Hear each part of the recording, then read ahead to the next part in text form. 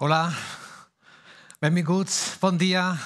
Os doy la bienvenida a este 8º aniversario en nombre del Pacto Mundial de Naciones Unidas España. La primera vez que lo celebramos en Barcelona y es una alegría poder estar aquí compartiendo el valor añadido de los resultados del informe y ofrecer un par de diálogos de reflexión que seguramente nos van a servir para tomar conciencia de dónde estamos. Y vamos a recoger además los mensajes que se han dejado muy claramente dibujados en la Asamblea General de Naciones Unidas que se ha celebrado en los últimos días en Nueva York. Vamos a hacer lo siguiente en las próximas 2 horas de alta intensidad y de un contenido que prometemos va a ser apasionante. Vamos a presentar efectivamente los resultados, los principales resultados de la publicación ODS año 8, Rentabilidad Económica y Agenda 2030. La sostenibilidad como sinónimo de negocio para las empresas es el foco particular de este año y vamos a añadir valor con 2 diálogos, con personas que trabajan en empresas que son líderes en sostenibilidad. La primera va a centrarse en la inversión sostenible y bueno, pues vamos a tener personas con responsabilidades, altas responsabilidades de JP Morgan y de esta casa que es nuestra anfitriona, a la que le damos las gracias, CaixaBank, que es también un líder indiscutible internacional en sostenibilidad. Y la segunda mesa va a versar sobre la rentabilidad económica y el rendimiento en sostenibilidad y cómo ambos conceptos pueden estar conectados. Y lo vamos a ver también con 2 casos prácticos, 2 personas responsables de alto nivel de 2 compañías que también son líderes en este ámbito, muy diferentes. Nada que ver entre sí, pero mucho trabajo en común con la sostenibilidad, que son Endesa y el grupo Freyssinet. Y luego vamos a terminar este espacio, este encuentro del aniversario, recogiendo algunos de los mensajes más importantes de la cumbre de líderes empresariales que se reunió en Nueva York días atrás. La directora general del Pacto Mundial de Naciones Unidas España nos va a lanzar esos desafíos a quienes estamos liderando en las empresas en la ejecución de un compromiso para el que, ya lo veréis, vamos un poco lentos. Así que seguramente el mensaje de este año va a tener mucho que ver con tenemos que acelerar. Si creemos en ello y creemos, hay que pisar el acelerador. Quiero invitar a dar la bienvenida institucional pues a quien es nuestro anfitrión. Gracias por acogernos en vuestra casa, en CaixaBank.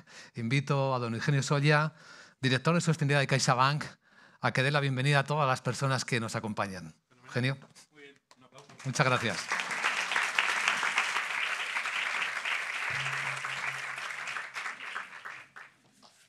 Oye, muchísimas gracias, Luis. Oye, no me resisto a decir que qué voz más fantástica.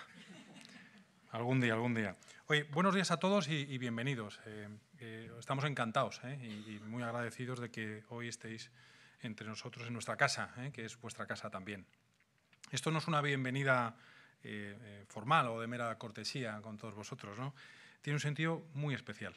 Y es que nosotros siempre hemos tenido un vínculo muy importante, muy fuerte, con la red española de Pacto Mundial. En su día, ya por 2004, CaixaBank, la Caixa en aquel momento, junto a una veintena de grandes corporaciones, de grandes empresas, protagonizamos como socios fundadores el lanzamiento de la red española del Pacto Mundial. Desde 2012 a 2020, hasta 2020, esta entidad, CaixaBank, presidió la red en la persona de Ángel Pes, una persona muy querida en esta casa, que además entre los años 2012 y 2015 llegó a ser el representante de las redes locales de un Global Compact a nivel mundial, presidido en ese caso en el board de la iniciativa por el secretario general de Naciones Unidas.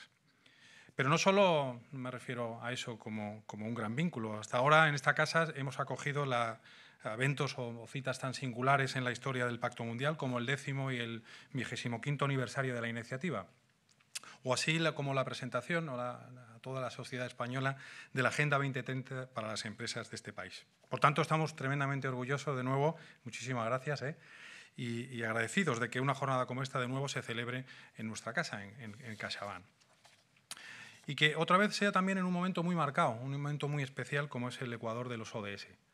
Los desafíos a los que nos enfrentamos en términos sociales, en términos de la sociedad, es desafíos de regeneración verde, de crecimiento inclusivo o desafíos de gobernanza responsable, se despliegan de una manera muy acertada en los 17 ODS y en las 169 metas, ¿no? Una hoja de ruta muy ambiciosa, pero que marca de alguna manera lo que significa la transición para todos nosotros, ¿no?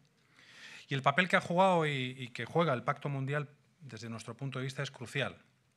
No solo por todas las iniciativas que durante todos estos años ha promovido y que sigue promoviendo para las compañías, algunas de las cuales están aquí hoy representadas, estáis aquí representadas, sino también por la labor de difusión, la labor de divulgación y la labor de concienciación que se está llevando a cabo.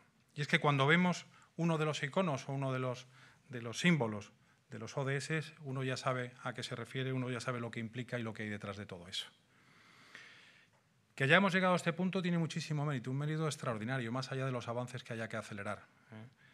Tengo para mí que una de las claves de todo esto ha sido el esfuerzo continuo para que los compromisos de desarrollo sostenible, los compromisos de sostenibilidad, lleguen a toda la sociedad, tanto al público más informado y experto, como también al público que no lo es tanto, a la gran empresa, como a la pyme, a la micropyme, a la microempresa, a los organismos públicos, a otras asociaciones privadas, y siempre con mensajes, y esto sí quiero remarcarlo, y con iniciativas que dejan claro que la sostenibilidad nos compete a todos, y que debemos afrontarlo como un reto común y que tenemos y que podemos alcanzarlo.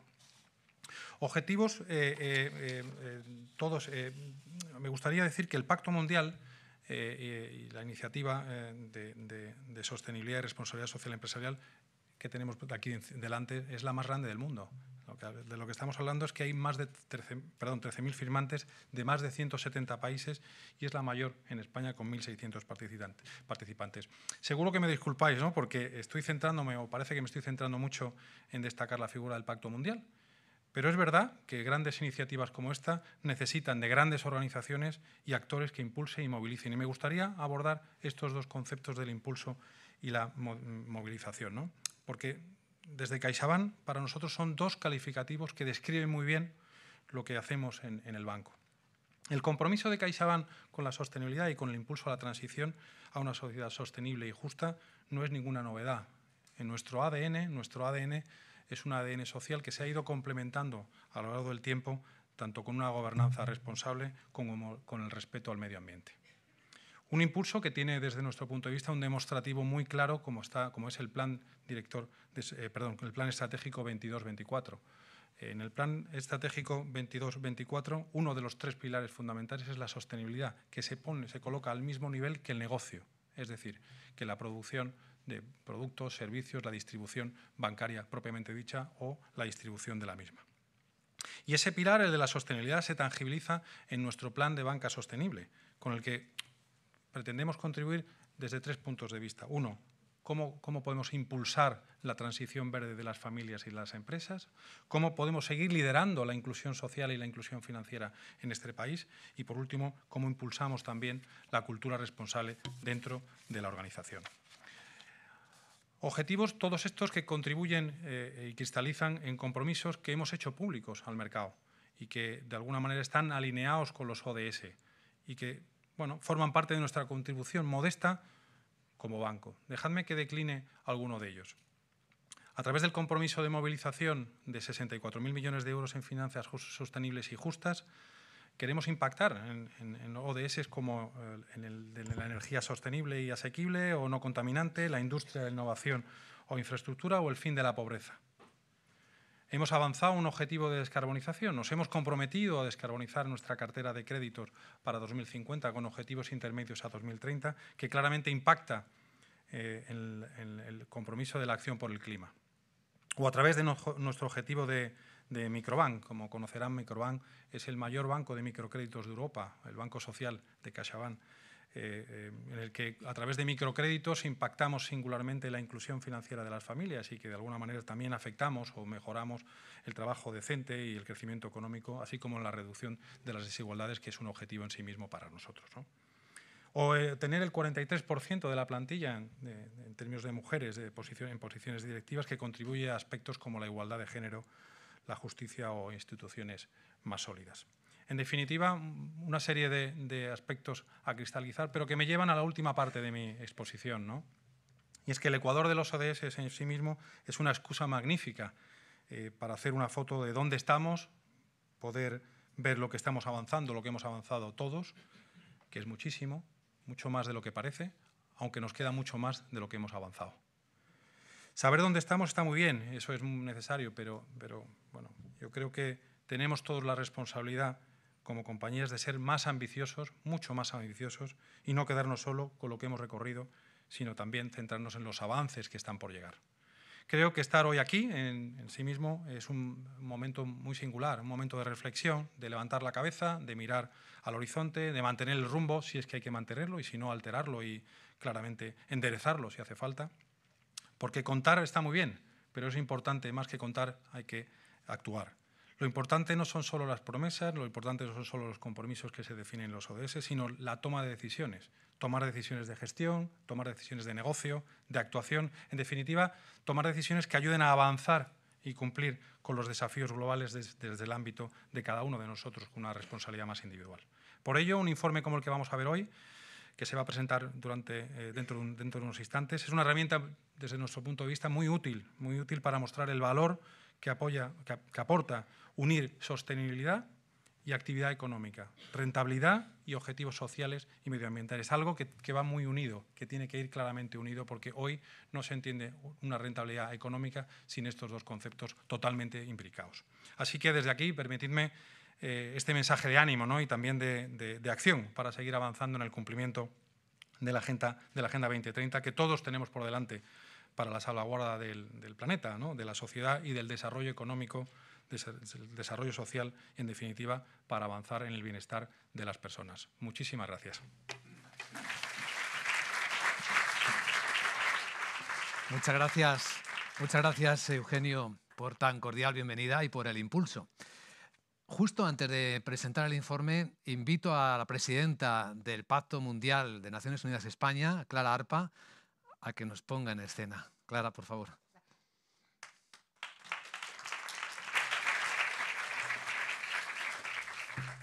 Mira, hoy vengo vestida justo como en la foto. Buenos días y muchísimas gracias. Es un placer estar con CaixaBank y estar con vosotros. Tenemos muchísima suerte de tener un socio fundador tan comprometido, y para mí es una suerte porque prácticamente yo soy una recién llegada.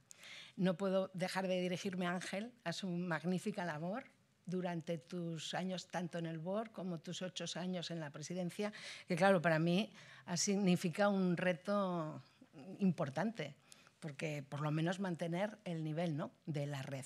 La red española hoy por hoy se mantiene y nos tienen como la más realmente activa, la mejor, la que nos ponen de ejemplo, y bueno, no está mal que en un organismo internacional España, una de las pocas veces que realmente podemos sacar pecho de las cosas realmente bien hechas. ¿Por parte de quién? Sobre todo del sector privado. Acabo de llegar de Nueva York, he tenido la suerte de participar en la cumbre, y no solo en la cumbre, sino como miembro del board, en algunas de las reuniones regionales que también se llevan a cabo. Para aquellos que niegan la agenda o que dicen que no es competitiva y no es negocio, he de decir que cada continente, cada región del mundo, a su estilo y a su marcha, todos están de alguna forma implicados con la sostenibilidad. Cuando oímos que hay otros países que sí, nosotros aquí intentando hacer, mientras hay otros países que realmente no hacen nada, yo he de decir y he constatado que eso no es verdad.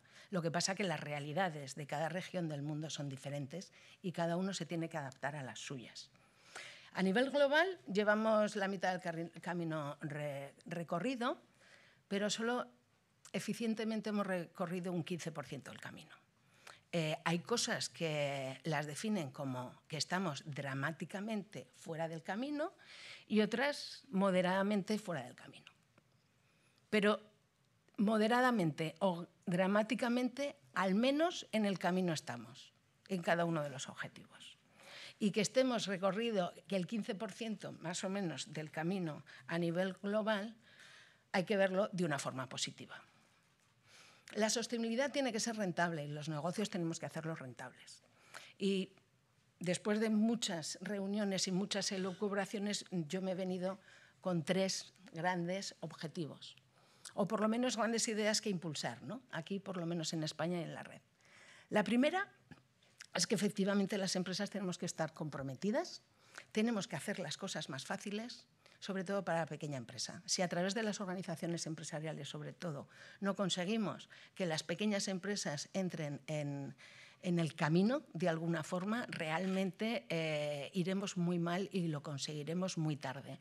¿Por qué? Porque no dejamos de dar a las pequeñas empresas el 70% del trabajo y a nivel mundial ser el 99% de las empresas del mundo. Con lo cual, las plantillas de las empresas pequeñas no dejan de ser además un reflejo de la sociedad, a las cuales las tenemos que motivar, las tenemos que instruir, las tenemos que formar para que realmente la sostenibilidad entre en la clave de sus vidas. Eso por un lado. Las organizaciones empresariales tienen mucho que hacer. Las organizaciones públicas, tanto locales como regionales, son las que están más cerca del ciudadano, más cerca de las empresas. Tenemos que hacer que realmente sean eficientes. Tienen una gran herramienta en su mano, que es la inversión pública, la contratación pública. Que vean la contratación no como un gasto, sino como una inversión. Una inversión en esas empresas que realmente, en esas, cuando compren los bienes o los servicios que necesita la administración, de una forma realmente innovadora, financiando la sostenibilidad y haciendo que realmente las empresas que están en la senda, en ese camino, sean las que obtengan su financiación por esta vía. Y la tercera, a grandes rasgos, sería las grandes empresas. Las grandes empresas tienen unas políticas estupendas. Los directores de sostenibilidad han hecho un increíble trabajo en los últimos años y solo tienen que hablar con sus directores de compras para que a la hora de la verdad eso sea eficiente. Yo creo que de esta forma, con estos 3 grandes objetivos marcados, conseguiremos darle la divulgación y pasar más a la acción, que es lo que necesitamos. Y otra vez, espero que os leáis el informe, espero que realmente tengáis motivación para que podamos llevar la sostenibilidad a hacerla rentable entre todos. Y otra vez, muchísimas gracias a Caixa por dejarnos participar y compartir este acto con vosotros.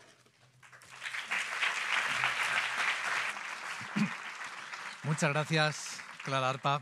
Muchas gracias, presidenta. Al escucharte hablar estaba pensando en esto de estar implicado y estar comprometido, ¿no? Como lo del famoso chiste del plato de los huevos con jamón. La gallina está implicada, pero el cerdo está comprometido.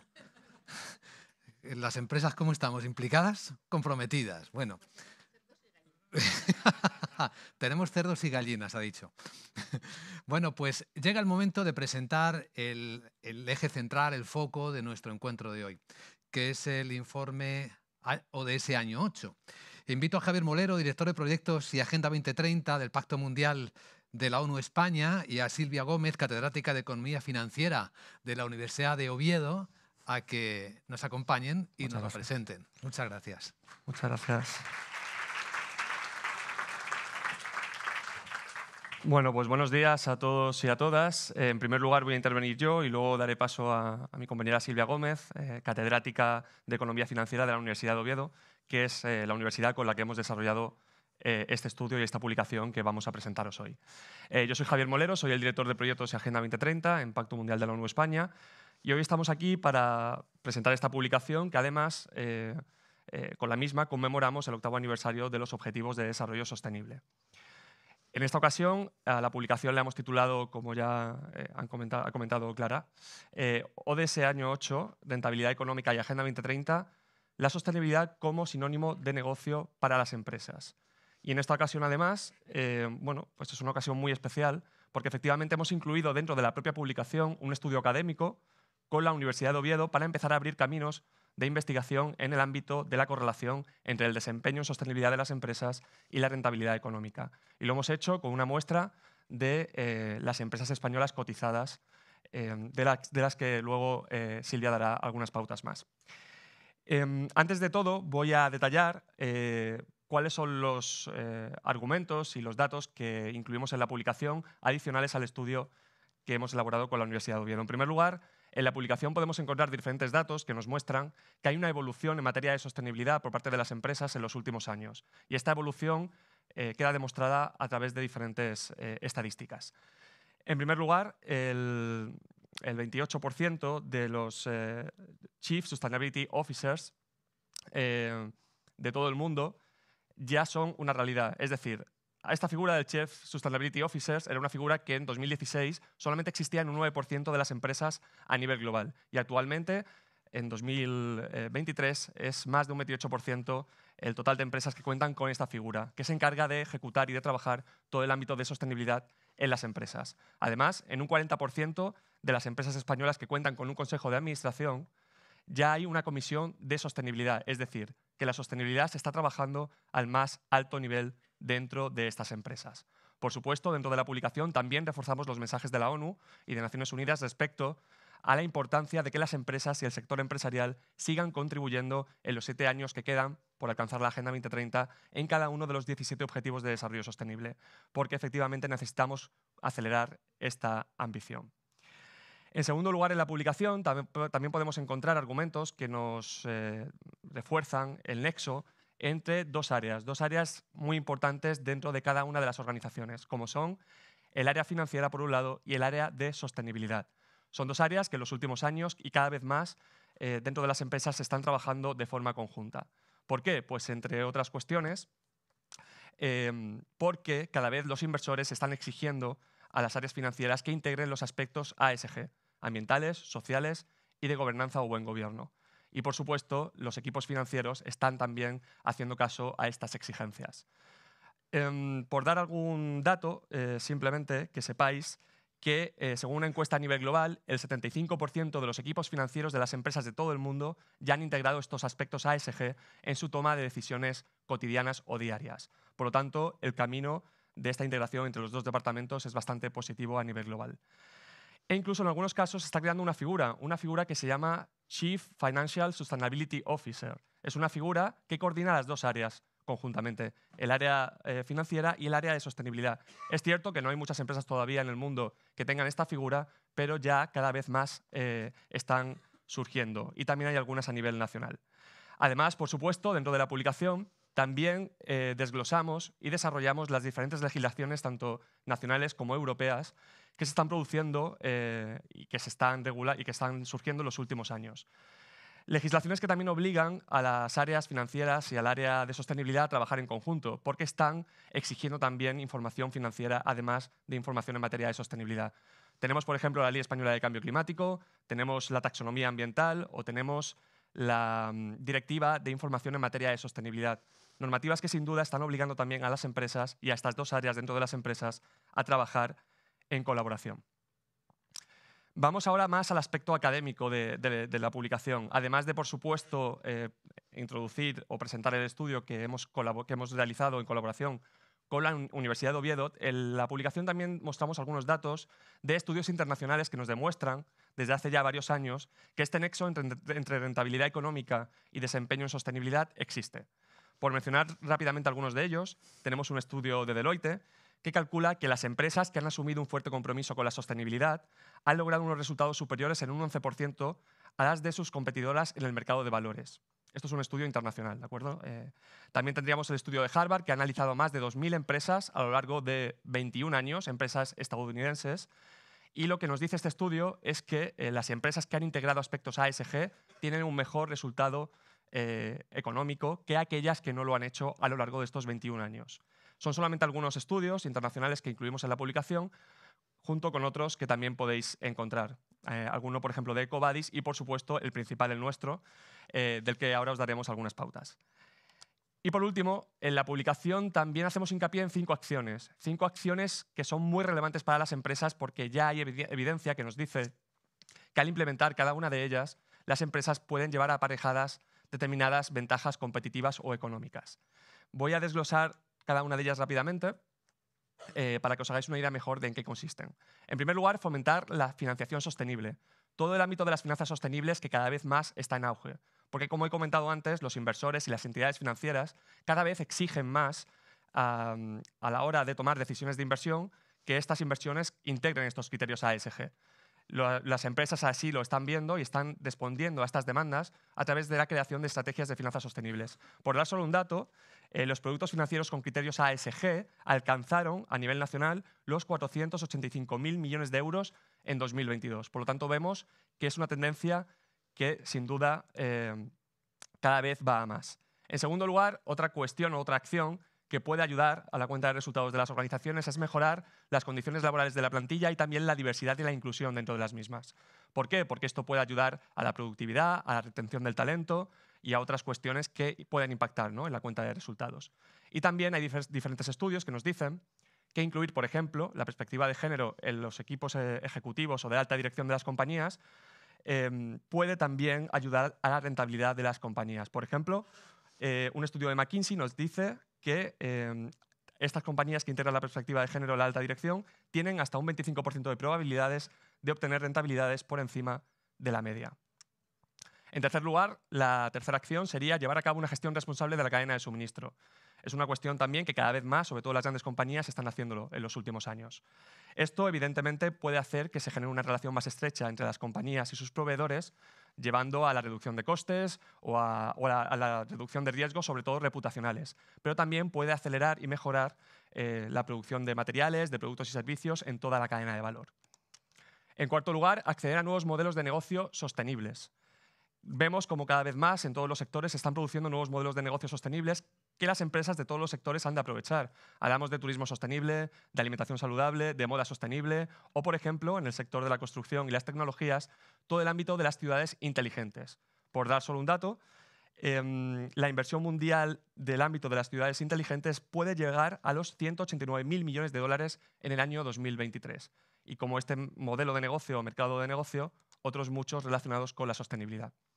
Y por último, también innovar en procesos y materiales sostenibles, lo que también puede ofrecer importantes ventajas económicas para las empresas y para los mercados. La llamada ecoinnovación, de la que hablamos mucho últimamente, que consiste en desarrollar productos, servicios, procesos y nuevos modelos de negocio que tengan el mínimo impacto ambiental y una gestión eficiente de los recursos, también es algo que cada vez más empresas están impulsando. Y en la llamada ecoinnovación hablamos tanto de energías renovables como de, por ejemplo, ámbitos como la economía circular. Por dar un dato de crecimiento económico relacionado con la sostenibilidad, solamente en la Unión Europea, si se impulsa la innovación en economía circular, se podría aumentar el Producto Interior Bruto hasta en un 27% de aquí al año 2050. Estos son solamente algunas de las acciones que podéis encontrar en la publicación. No quería terminar sin dar las gracias, en primer lugar, a la CNMV y a la Universidad de Oviedo, porque también hay dos tribunas dentro de la publicación de estas dos organizaciones. También, por supuesto, a CaixaBank, a Tebalcor, a Acciona, a Renfe y perdonad que me falta una, FCC Construcción, que han incluido entrevistas. Tenemos entrevistas dentro de la publicación con sus directores y directoras de sostenibilidad. También dar las gracias a estas organizaciones y a nueve empresas socias del Pacto Mundial que han incluido sus buenas prácticas también dentro de la publicación. Ahora os voy a dejar con Silvia Gómez, que, como he dicho, es la catedrática de Economía Financiera de la Universidad de Oviedo, que nos va a desgranar el estudio que hemos desarrollado y que sin duda va a ser y va a resultar muy interesante. Gracias. Muchas gracias, Javier. Sí. Buenos días. Muchas gracias, Javier. En primer lugar, a Irma Martínez y a mí, como representantes del Grupo de Investigación de Finanzas y Gobierno Corporativo de la Universidad de Oviedo, nos gustaría agradecer a Pacto Mundial, Red Española, el haber contado con nosotros para realizar este estudio. Y la verdad es que esperamos que esto sea el comienzo de un futuro de muchos estudios. Muchas gracias, Clara, y todo el equipo. También nos gustaría agradecer a los anfitriones, a CaixaBank, el acogernos hoy aquí.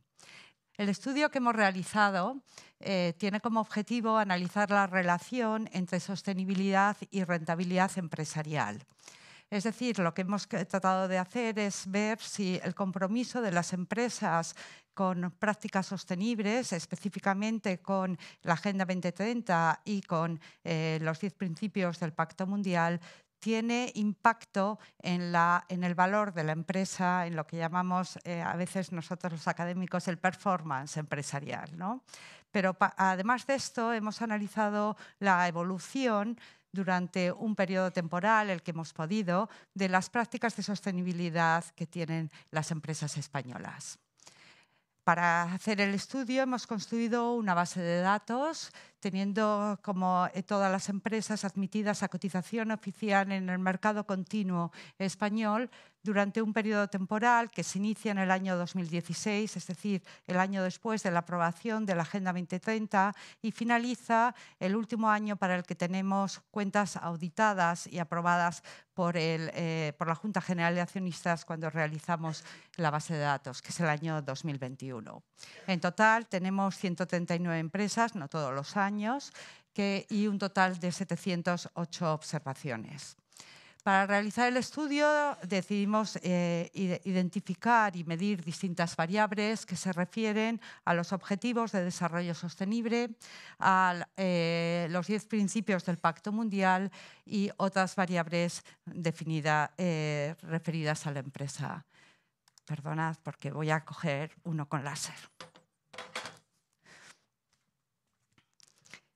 En cuanto a las prácticas referidas a la contribución de las empresas a los ODS, como podemos ver en este gráfico 3, lo que observamos es que ha aumentado mucho el porcentaje de empresas que abordan los ODS en sus memorias y el número de ODS que mencionan. Por ejemplo, mientras que en el año 2016 solo un 32% de las empresas del mercado continuo español abordaban los ODS en sus memorias, tenemos que son ya un 85% en el año 2021.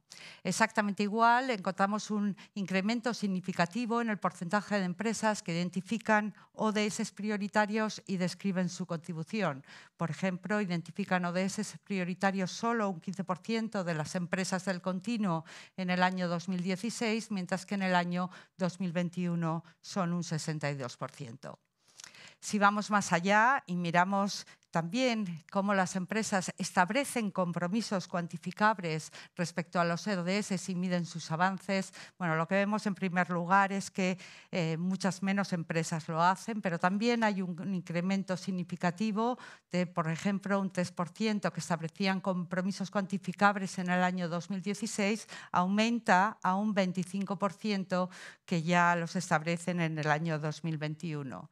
Por tanto, respecto a la Agenda 2030, observamos una evolución positiva en todo el periodo objeto de estudio.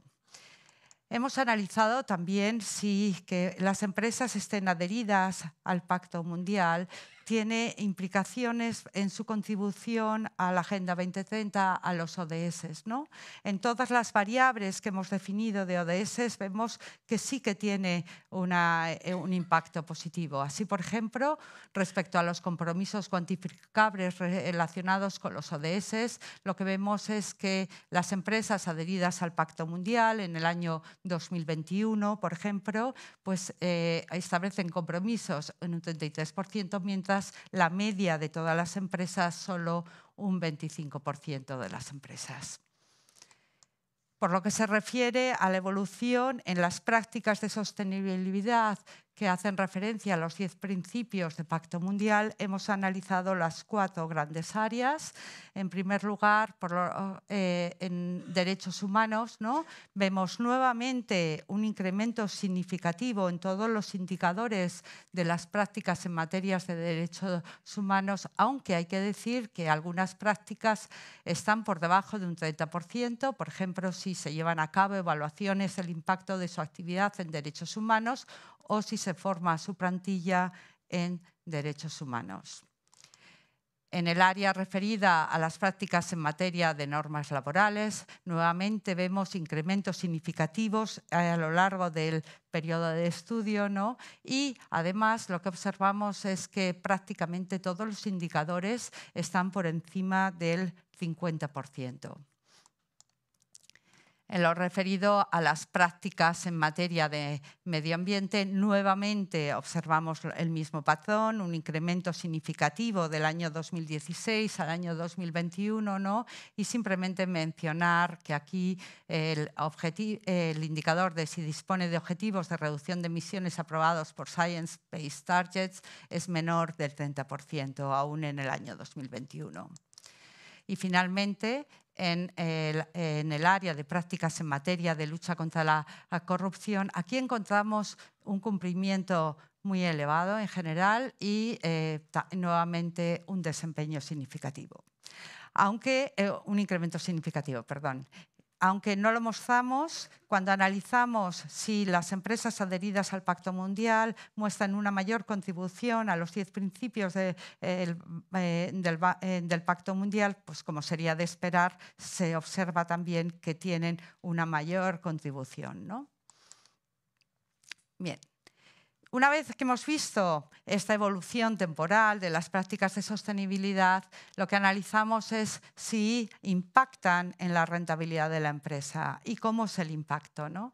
Entonces, lo que hemos hecho es, hemos considerado las 4 grandes áreas de los 10 principios del Pacto Mundial y el desempeño en ODS, ¿no?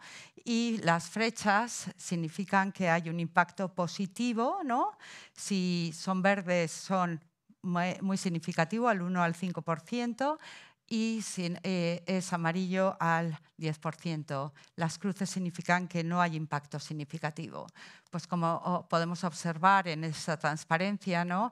El desempeño en ODS, el desempeño en normas laborales, en medio ambiente y en lucha contra la corrupción tiene un impacto positivo y significativo en la performance o en el valor de mercado de la empresa, no así el desempeño en derechos humanos.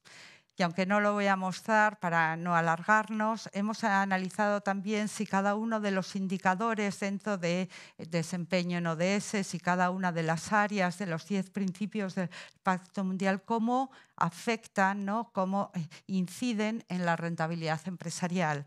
Y a ello me voy a referir ya en las conclusiones. Para concluir, por lo tanto, podemos decir que el compromiso con los ODS y los 10 principios del Pacto Mundial tiene un efecto positivo y significativo en el valor de la empresa. Y además es posible identificar indicadores claves.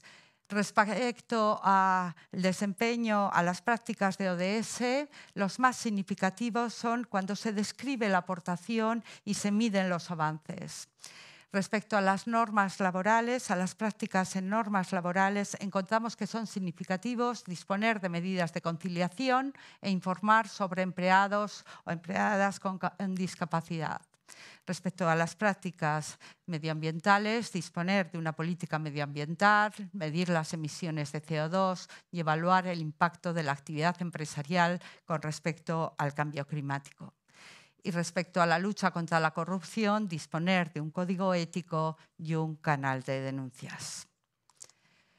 Y no me gustaría terminar sin resaltar las aportaciones de la iniciativa de este estudio. Este estudio permite ampliar evidencias disponibles para otros países a las que se ha referido Javier en su exposición.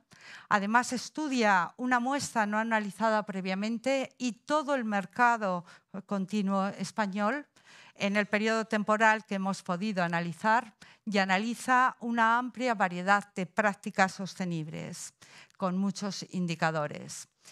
En el futuro, sería acertado poder tener un mayor horizonte temporal que nos permita analizar cómo las prácticas que se van poniendo en marcha por parte de las empresas inciden más a largo plazo en la rentabilidad empresarial.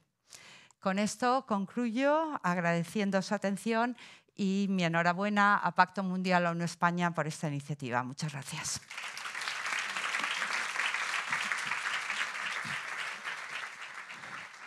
Muchas gracias Silvia, gracias Javier, interesantísimo la explicación.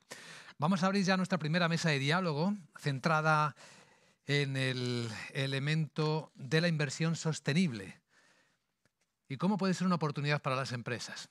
Invito a que suban a esta mesa de diálogo a Elena Domecq, es la subdirectora de Estrategia y responsable de Inversión Sostenible de JP Morgan Asset Management para España y Portugal. Gracias por acompañarnos, Elena. Y también a Juan Pablo Hernández de la Merced, director de Sostenibilidad de CaixaBank. Juan Pablo, gracias por acompañarnos también. ¿Dónde nos sentamos? Pues si queréis así como vamos, ¿os parece bien? Me quedo en el medio para pivotar.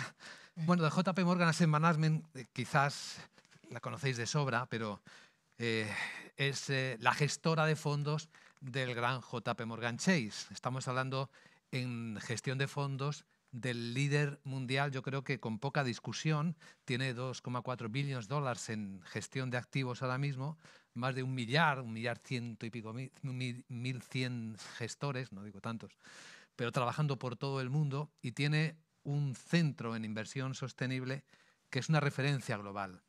Y Elena Domecq lleva esa responsabilidad muy concreta en JP Morgan Asset Management para España y para Portugal. Y bueno, de CaixaBank qué decir, ¿no? Estamos en su casa, así que casi no quiero sonrojaros, pero es un líder en prácticas sostenibles, ¿no? Como fundador de este Pacto Mundial de la ONU España. Es una empresa muy grande, capitaliza 28.000 millones de euros, tiene activos totales que superan los 600.000. Eso sin citar una institución centenaria, que es la Fundación Caixa, que es sin discusión la institución que mayor impacto social está generando ahora mismo en la sociedad española, con presupuestos que rebasan los 500 millones de euros. No hay otra institución en España con ese nivel de alcance y de profundidad en la generación de impacto.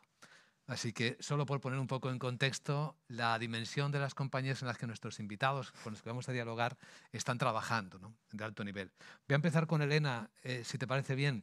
¿Cómo ha cambiado? Fíjate que en el estudio veíamos los últimos 7 años, más o menos es un plazo medio, cómo ha ido evolucionando y midiéndose la rentabilidad en las empresas. En el caso de las finanzas, de la inversión, ¿cómo ha cambiado dentro de tu compañía de JP Morgan Asset Management la importancia de la sostenibilidad en la toma de decisiones del negocio?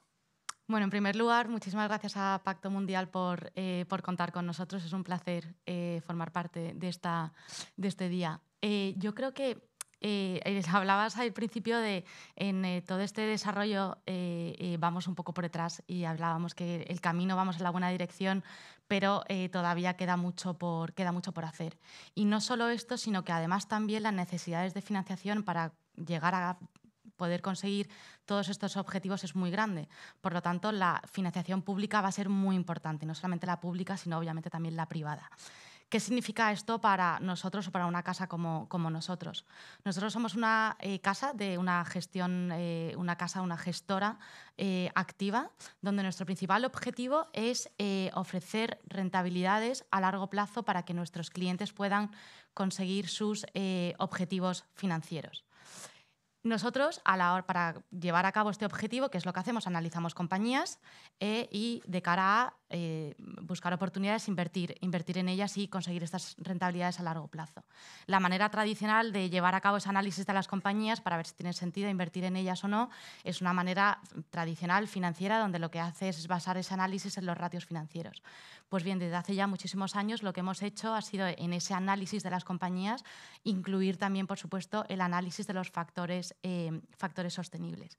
Esto es algo que pues, lo llevamos haciendo desde hace muchísimo tiempo, pero sí que es verdad que desde el año 2016 se le ha puesto nombre y apellido, se ha creado un proceso muy riguroso para en cada una de las tomas de decisiones pues, tener en cuenta los factores tanto ambientales, sociales y de gobernanza de cada una de las compañías que queremos invertir.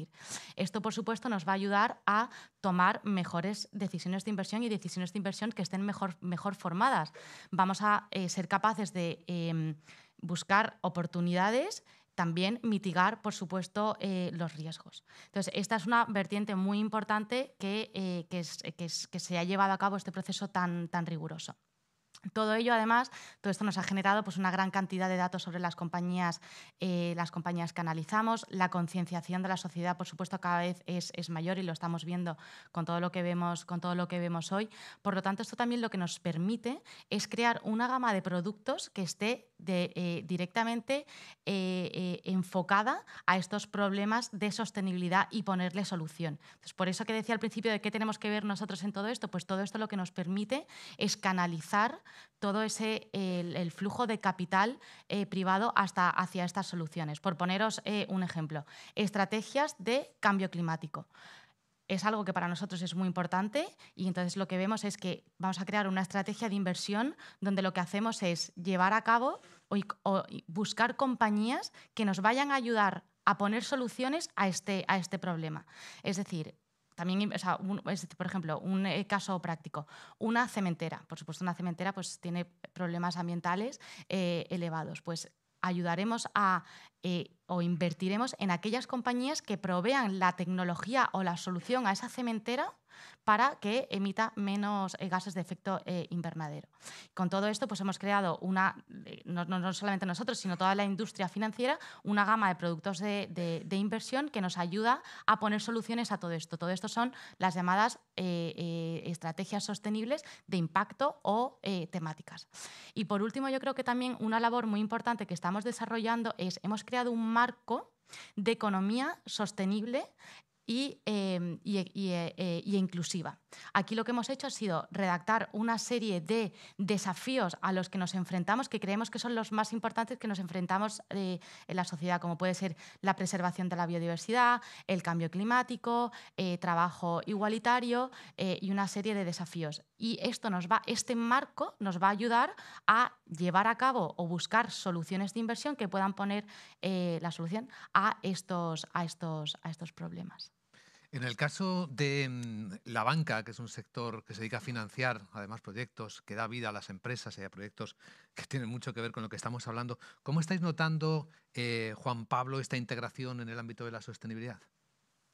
Bueno, es espectacular. O sea, al final el cambio que estamos observando en los últimos años, hemos pasado de lo que era RSC, la responsabilidad social corporativa, que nos llegaba un cuadro de mando, yo recuerdo, y no hace mucho, en el cual tenías que hacer check y te preguntaban sobre cosas dentro de la entidad. Y bueno... ¿Me disculpas un momento, Juan Pablo? ¿Tienes el micrófono bien? Porque no sé si se te escucha bien. ¿Ahora me oís mejor? Pablo? Ahora. Porque bien. Quiero que le escuchéis bien. No. Bien visto. Gracias. Veía que yo no Ahora sí me oigo un poco mejor. Gracias. Bueno, lo que quería... A la pregunta más genérica, luego si quieres desciendo un pelín, pero a mí me parece muy importante cuando hablamos... Quizá Elena ha hablado del marco más externo, pero es muy importante también cómo hemos evolucionado las propias entidades financieras por dentro para integrar la sostenibilidad, porque si tú no eres sostenible no puedes ayudar a que los demás lo sean, ¿no? Obviamente. Eso va de suyo. Entonces, me repito, hablamos de RSC no hace mucho, recibíamos un cuadro de mando, lo mirábamos. Claro, yo recuerdo que yo era uno de los receptores, pero yo era un receptor porque me habían dicho que era el que tenía que recibirlo, pero no era mi cometido ni mucho menos, no había una organización, había voluntad. Y ahora la integración que se produce de la sostenibilidad dentro del grupo es espectacular. Es decir, tenemos integrado todos los aspectos relacionados con la sostenibilidad y con la financiación y con la inversión en todas las áreas, no solo de negocio. Es verdad que no es necesario, y con Eugenio lo hemos hablado alguna vez, aunque a veces sí pedimos, el tener muchos recursos alocados a los propios departamentos o direcciones específicas de ESG. Siempre pedimos más, siempre pedimos una persona más, dos más. Pero es verdad que lo importante es que esté transversalmente en todos los departamentos y entre todos los profesionales. Es decir, que cada uno de los profesionales de la entidad sea su propio responsable de sostenibilidad, ¿no? Entonces, eso estamos trabajando en cultura corporativa. Trabajamos evidentemente, y luego si queréis hablamos, por supuesto, en producto. Lo tenemos totalmente integrado a la hora de las decisiones, a la hora del catálogo, a la hora, por supuesto, de nuestra, desde el punto de vista estratégico, lo ha comentado Eugenio, la sostenibilidad está al mismo nivel que el negocio, pero no puede estar en un pilar y en otro no conectada, sino que hay negocio totalmente conectado. La parte de inversiones, que es la que yo represento, ¿no? Que sería el asset management, la integración es total. Hacemos lo que comenta Elena. Es decir, antes un gestor se ponía delante de analizar una inversión y veía riesgo-rentabilidad, pero no metía la variable de los aspectos ESG, los aspectos ASG. Y eso influye en el precio, sin duda. Entonces, en base a eso, tomamos la elección. Evidentemente, tenemos diferentes productos en los cuales se promociona de una manera o son más temáticos o menos temáticos. Tenemos una gama muy grande. Pero en relación a la banca en concreto, creo que nuestra integración de la sostenibilidad tiene que ser, por un lado, promovida como viene por el Plan de Acción de Finanzas Sostenibles, que ha sido un tsunami regulatorio y que por lo tanto también tenemos que hacer un seguimiento, tenemos que seguir las directrices normativas, pero por otro lado también un ámbito de responsabilidad propia. Nosotros tenemos que ser facilitadores, porque hace falta dinero, hace falta préstamo, hace falta apoyo, hace falta dar producto a los inversores para que ellos puedan a su vez abordar toda la transición y todos los retos que tienen por delante. Porque si no hay finanzas sostenibles en el mercado, no hay movilización de finanzas sostenibles, las empresas que hemos visto aquí a día de hoy no pueden generar riqueza. Tampoco les damos resiliencia, sostenibilidad, y a partir de ahí se genera empleo, se genera socialmente más, se aporta muchísimo más a la sociedad, y también evidentemente se trabaja en el tema de la descarbonización y en aspectos de gobernanza, ¿no? Pero todo está muy integrado. No he querido entrar porque yo creo que posteriormente podemos entrar en temas más específicos si quieres, sí. pero vamos, en el caso nuestro está completamente, y yo creo que el sector financiero está muy integrado, ¿no? Hay una pregunta que como periodista me encanta formular, y es sobre el poder de la inversión. Hablamos mucho en los medios de los nuevos activistas, de cómo los fondos de inversión pueden conseguir influir para que las empresas se transformen y sus prácticas mejoren y sean más responsables medioambientalmente, y todos los puntos suspensivos que queráis poner a continuación. Y deseaba hacer esta pregunta a Elena, ¿no? ¿Cómo trabajáis en JP Morgan Asset Management? ¿Cómo aplicáis ese poder de la inversión para ayudar a las empresas a transformarse? Voy a decirlo en el tono, en el lado positivo. En algunos casos es no solo ayudarles, incluso empujarles. ¿Y qué resultados estáis obteniendo? Mira, yo creo que esta es la parte más importante de todo, desde luego lo que voy a hablaros hoy, y desde mi punto de vista, si se me permite el juicio, es la parte más bonita. Nosotros, como decías al principio, somos una casa de gestión activa, y además somos una gestora líder mundial y las gestoras más grandes a nivel mundial. ¿Esto qué es lo que significa? Esto lo que significa es que somos accionistas en nombre de nuestros clientes de un gran número de compañías, e incluso hay muchas compañías en las que pues es importante esas inversiones que llevamos a cabo. Por lo tanto, nosotros a la hora de invertir en esas compañías, que las analizamos, tenemos una comunicación muy fluida con el gobierno de esa compañía, con el equipo directivo de esa compañía. Esto, por supuesto, tiene lo que os decía, la parte más bonita. Si vemos que una compañía a lo mejor no tiene, desde el punto de vista financiero, tendría muchísimo sentido invertir en ella, pero desde el punto de sostenibilidad quizás no tanto, tenemos lo que se denomina en inglés, perdonadme, pero en inglés el engagement o el stewardship que podemos hacer con las compañías. Y lo digo en inglés, perdona, porque en español la traducción sería la gestión de la propiedad activa, y cada vez que tengamos que decir esto, el stewardship, lo decimos en inglés, en español se nos haría un poco complicado. Entonces, perdonadme, pero lo diré en inglés. Entonces, esta labor es muy importante porque lo que nos permite es tener esa capacidad de influenciar en las compañías si lo pensamos, que adopten o que tengan en cuenta mejores prácticas de sostenibilidad en todos los ámbitos, sean ambientales, sociales o sean de gobernanza. Es verdad que, por supuesto, hay pues muchísimas regiones, como decía antes Clara, pues cada región las circunstancias son diferentes, los sectores también, toda la sostenibilidad impacta de manera diferente, y eso lo vamos, por supuesto, teniendo en cuenta, porque no es lo mismo hacer un engagement con una compañía que con otra. Y como al final somos una gestora global tan grande, pues lo que hemos hecho en nuestro departamento de stewardship, lo que hemos llevado a cabo ha sido una ordenación de las prioridades que pensamos que son las más importantes a acometer para este cometido que es el stewardship, como pueden ser el cambio climático, la gestión de recursos naturales, la gobernanza y demás. La realidad es que lo hemos agrupado en 7 prioridades. Además, pues anualmente llevamos a cabo nuestro report de stewardship, donde publicamos, donde hemos hecho esas labores. Y por poner simplemente unos números, durante todo el año 2022 pues hicimos una labor de engagement en 1.300 compañías. Por lo tanto, bueno, pues eso, la capacidad de poder influenciar sobre las compañías, la realidad es que es bastante grande. Y otra de las maneras que tenemos de llevar a cabo esta labor, por supuesto, de cómo somos accionistas, es a través del proxy voting o del voto a través de en las juntas.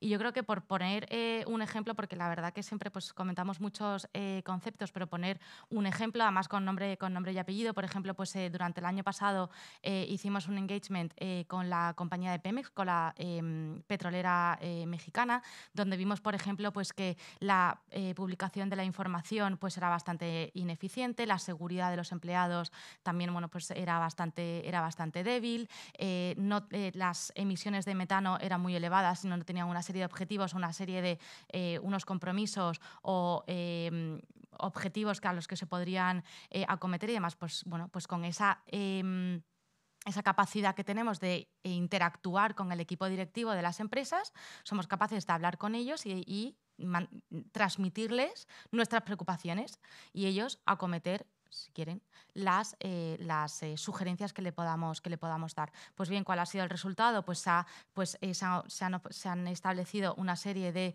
objetivos de emisiones de metano, pues la información pública, pues su report de sostenibilidad, por ejemplo, pues lo han traducido al inglés, que eso es algo muy importante pues, para que todos los inversores realmente puedan tener ese alcance y una serie de acciones que nos ayudan a entender que esa compañía va en el buen camino. Este es uno de los aspectos más interesantes de este diálogo, ¿verdad? Comprender que un líder no solo impulsa, sino que transforma, empieza a cambiar el mundo con esa acción. Y en el caso de la banca, tiene un papel también muy esencial en la transformación de la sociedad, porque nos lo dirá Juan Pablo, pero ayudar a los clientes empresas a conseguir créditos o préstamos verdes, ayudar a las pymes a encontrar subvenciones para que se transformen. Todo eso puede hacerlo y creo que lo estáis haciendo aquí en CaixaBank ahora mismo, ¿no? Sí, bueno, sin duda. En el aspecto de financiación existen, bueno, incluso tenemos muy claro los segmentos y fundamentalmente qué tipo de tipología de producto de asesoramiento consideramos más adecuado para las diferentes clientes, ¿no? Un poquito al hilo que comentaba Elena cuando hablaba del engagement, y lo decías tú muy bien, en el sentido de ayudar a transformar a las empresas. Es decir, lo que antes se utilizaba, o yo creo que en un principio lo que te pide el cuerpo también en el mundo de la inversión, incluso en el mundo de la financiación, es decir, bueno, esta empresa lo está haciendo mal, dejo de invertir en ella, dejo de prestarle dinero o dejo de comprar, en el caso de las gestoras de activos, de invertir, ¿no? De comprar acciones o de comprar bonos. Pero eso realmente al final no está arreglando el problema, porque si tú no lo haces, lo va a hacer otro, probablemente le cueste más, le cueste menos.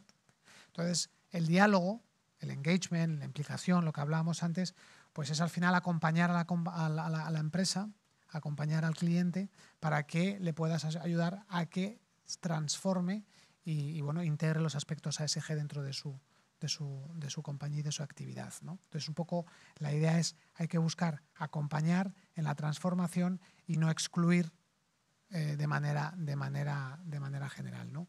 Nosotros, evidentemente, en Caixa, en la parte de banco, en la parte de financiación, evidentemente tenemos identificado lo que queremos hacer con ellos, con los clientes. Con los clientes lo que queremos es, en primer lugar, acompañarles, queremos asesorarles, queremos explicarles los retos que tienen desde el punto de vista de ESG y queremos, en un primer momento, ofrecerles soluciones financieras que además sean sostenibles. Cuando hablamos de grandes empresas, por ejemplo, estamos hablando del segmento de banca de inversiones, pues evidentemente a ellos lo que más nosotros nos focalizamos es un servicio de asesoramiento para estructurarles pues, determinadas emisiones, préstamos sostenibles con KPIs, y al mismo para que de esa manera ellos puedan, ¿no?, disponer de financiación específica con unos KPIs y unos compromisos determinados que vamos viendo cómo se van comprometiendo con el mundo de la sostenibilidad. Empresas más pequeñas, pues quizá la aproximación es un poquito más sectorial, más global. Una empresa pequeña, pues tienes que ver un poco toda la empresa y le haces un asesoramiento pues más de consultoría.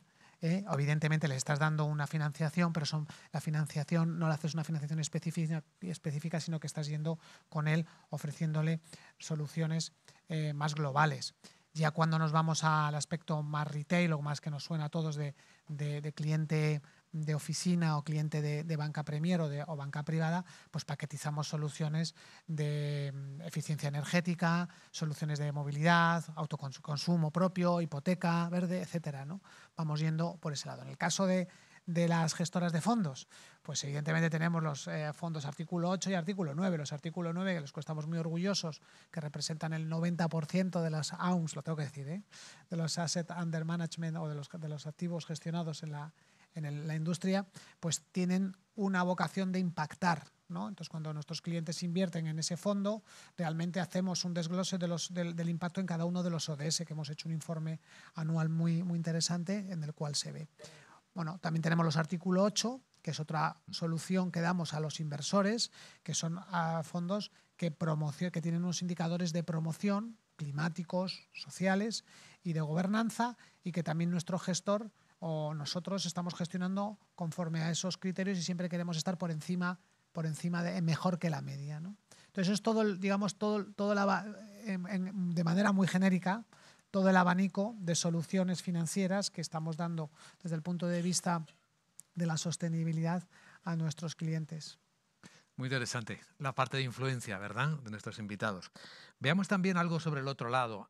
Intentemos identificar las tendencias de cómo responde el ecosistema. En el caso de JP Morgan Asset Management, pues hablamos de los clientes institucionales, incluso también de clientes particulares que empiezan a valorar esta acción de vuestras compañías, este foco hacia la sostenibilidad. Me gustaría, Elena, que nos dieras una perspectiva profesional, ¿no?, a partir de tu trabajo, de tu experiencia, de cómo va evolucionando la demanda, la tendencia de los clientes, la sensibilidad hacia este tipo de fondos que están apostando claramente por la sostenibilidad. ¿Ya empieza a notarse o todavía estamos Oye, lentos? yo creo que en primer lugar decir que la sostenibilidad ha venido para quedarse. Y yo creo que además por delante tenemos una serie de desafíos enormes a los que todavía nos queda muchísimo para poder atacar esos desafíos, y que la concienciación cada vez es mayor. Y desde el punto de vista de inversiones, es verdad que por nuestro lado ha habido un impulso muy fuerte que ha venido dado sobre todo desde el punto de vista de regulación. En los últimos años pues hemos tenido una regulación muy fuerte, tanto de MiFID, para ser que el sentido es que obviamente estas inversiones sean lo más transparente posibles, y hemos tenido que llevar a cabo pues una clasificación de las inversiones, una serie de maneras de cuantificar las inversiones sostenibles. O sea, ha habido un impulso muy importante que eso, la realidad es que el sistema financiero hemos tenido que acometer, y ha sido muy fuerte. Y eso la verdad es pues que todas yo creo que lo hemos llevado bastante bien a cabo.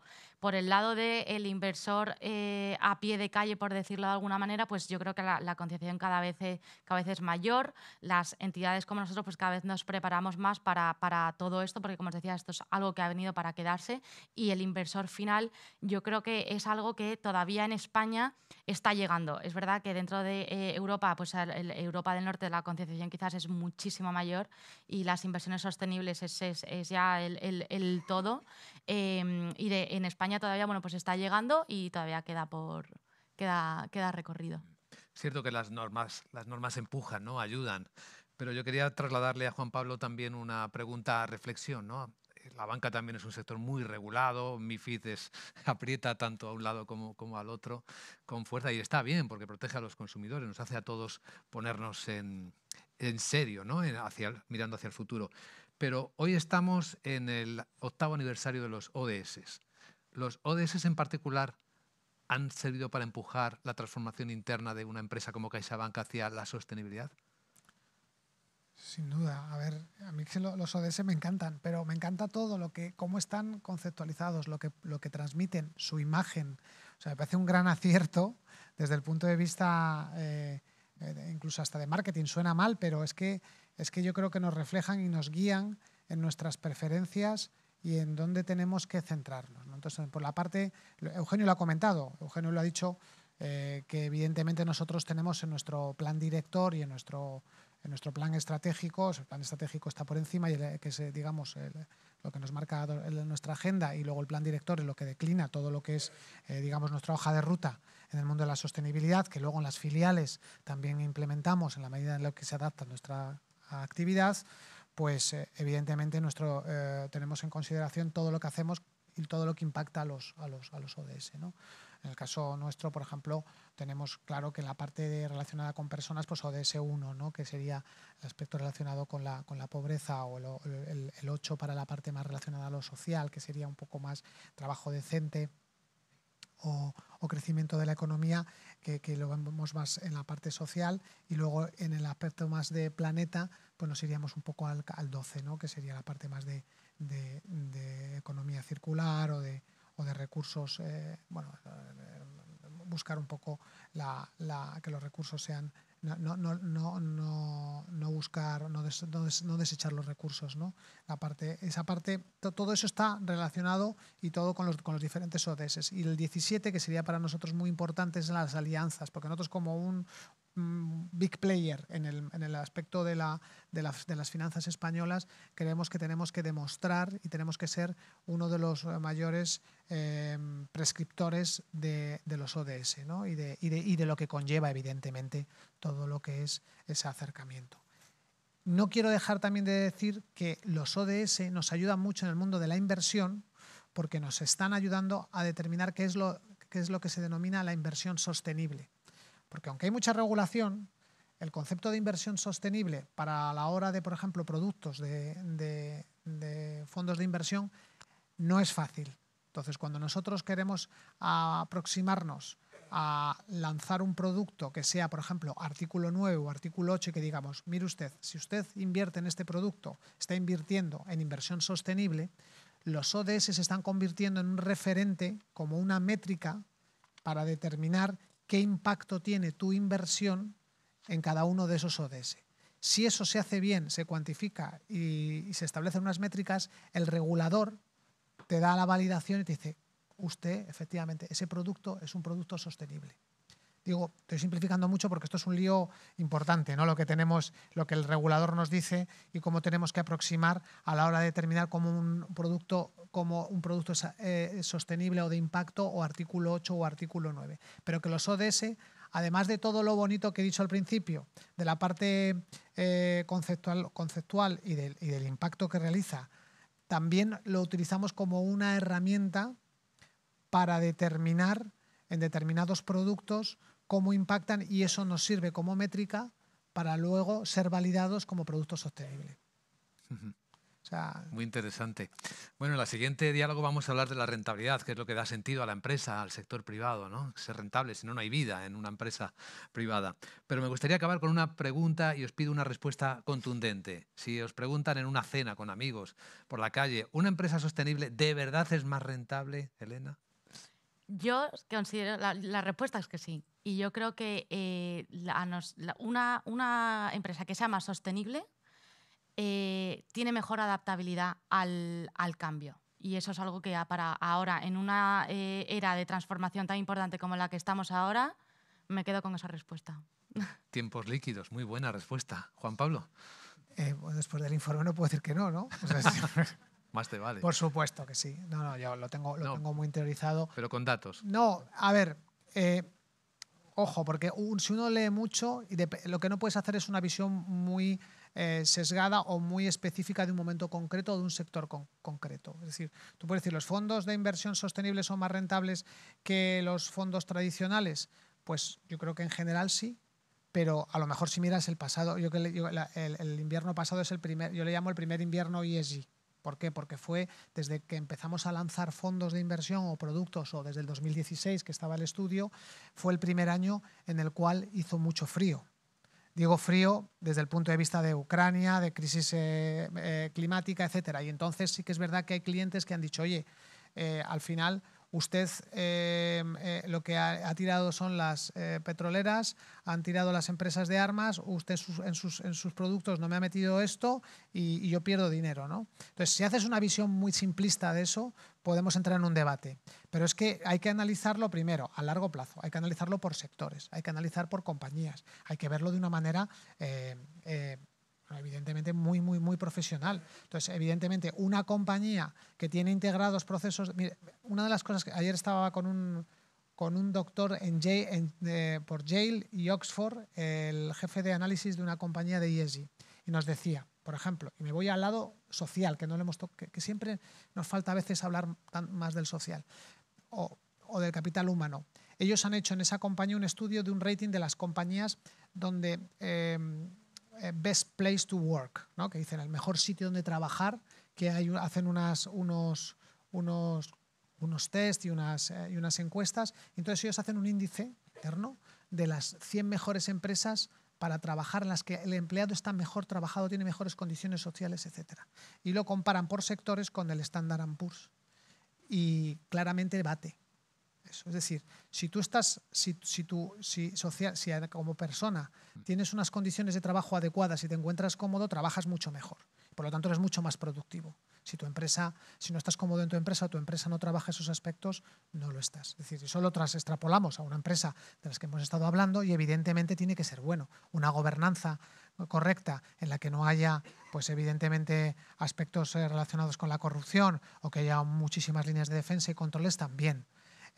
Los que se tengan en cuenta los aspectos que puedan afectarte también desde el punto de vista de transición climática o los climáticos físicos, si eres una empresa hotelera, etcétera, que no los has previsto en su momento, también te van a afectar. Por lo tanto, yo creo, estoy convencido de que una empresa que es sostenible o que por lo menos integra todos los aspectos ASG dentro de su plan de negocio y dentro de sus órganos, evidentemente yo invierto antes en esa compañía que en una que no lo haga. Muy buenos los matices. Pues Juan Pablo, Elena, muchísimas gracias por este diálogo. Nada. A vosotros. Muchas gracias. Vamos a continuar ahora con el siguiente diálogo e invito a que suban a esta mesa o a este escenario a Gloria Martí, que aquí está, que es Sustainability Officer en Freysenet, y Ángel Fraile, que es director de Planificación de Sostenibilidad y Gestión de Grupos de Interés en Endesa. Así que, queridos, querida, nos sentamos y vamos a ello, a empalmar esta segunda conversación, este segundo diálogo, ya más centrados en la rentabilidad económica y el rendimiento en sostenibilidad, porque son dos ámbitos que pueden estar conectados y vamos a ver si somos capaces de demostrarlo. De las compañías de nuestros invitados, pues creo que las conocéis muy bien, pero son dos grandes compañías, qué decir de Endesa, 33.000 millones en ventas, capitalización bursátil 20.500 millones de euros, forma parte de una gran compañía multinacional que es Enel, su matriz, y de Freysenet, el grupo, y Henkel Freysenet también, porque ahora estamos hablando del líder mundial en bebidas de vino espumoso, mundial. Tenéis la mayor cuota del mercado del planeta. De cava seguro. De cava. Pero como hay que ampliarlo, ¿no? Pues a todo el mundo, para quienes todavía no sepan pronunciar cava bien, pues le hacemos el sustituto. Pues es también otro líder mundial. Bueno, pues en la anterior mesa nos estábamos centrando en las inversiones sostenibles, en el caso de las influencias vamos a centrarnos precisamente en esto que decía. Ángel, podemos empezar contigo, si te parece bien. Hemos visto el informe de ODS año 8, se ve claramente la relación positiva entre el desempeño, sostenibilidad y la rentabilidad de mercado. Esto en Endesa, ¿cómo lo percibís? ¿Sentís y sabéis que ser sostenible es rentable? Bueno, yo fíjate, voy a aportar aquí porque cuando había las mesas anteriores, digamos que tenemos una visión que nosotros también trabajamos, que es cómo atraer ese inversor que se preocupa por temas sostenibles a tu capital, sobre lo cual trabajamos mucho y estamos en un montón de índices, liderando, etcétera. Pero yendo más a la parte interna, ¿no? Que yo creo que tiene que ver con la pregunta que haces, ¿no? La rentabilidad que genera el negocio. Yo creo que desde hace mucho tiempo las empresas que somos líderes en estos temas hemos entendido, y yo creo que es un tema que la regulación y los propios inversores están ya tomando claramente, hemos entendido que esto al final tiene dos elementos. Uno, si quieres, es más ético, ¿no? de hacer las cosas como crees que deben hacerse, pero sobre todo tiene un elemento que es el que convence, digamos, económicamente a una empresa, que es una gestión de riesgos y oportunidades avanzada. Entonces, al final, el incorporar la consideración de los aspectos sociales, ambientales y éticos y probablemente profundicemos en lo que tiene que ver los ODS como ese marco general, el considerar cuáles son los grandes retos que tiene tu sociedad para no hacer un plan de sostenibilidad muy bonito, sino orientar tu negocio a dar respuesta a esos retos, lo que está haciendo es reducirte riesgos y aumentar oportunidades de negocio. Yo creo que Javier también lo comentaba en relación con el estudio, ¿no? Cuando tú estás incorporando aspectos sociales en el desarrollo, por ejemplo, de nueva potencia renovable, aparte de qué es lo que tienes que hacer, además lo que está permitiéndote es que se perciba por las comunidades locales donde estás desarrollando esos proyectos que estás creando valor también para la comunidad.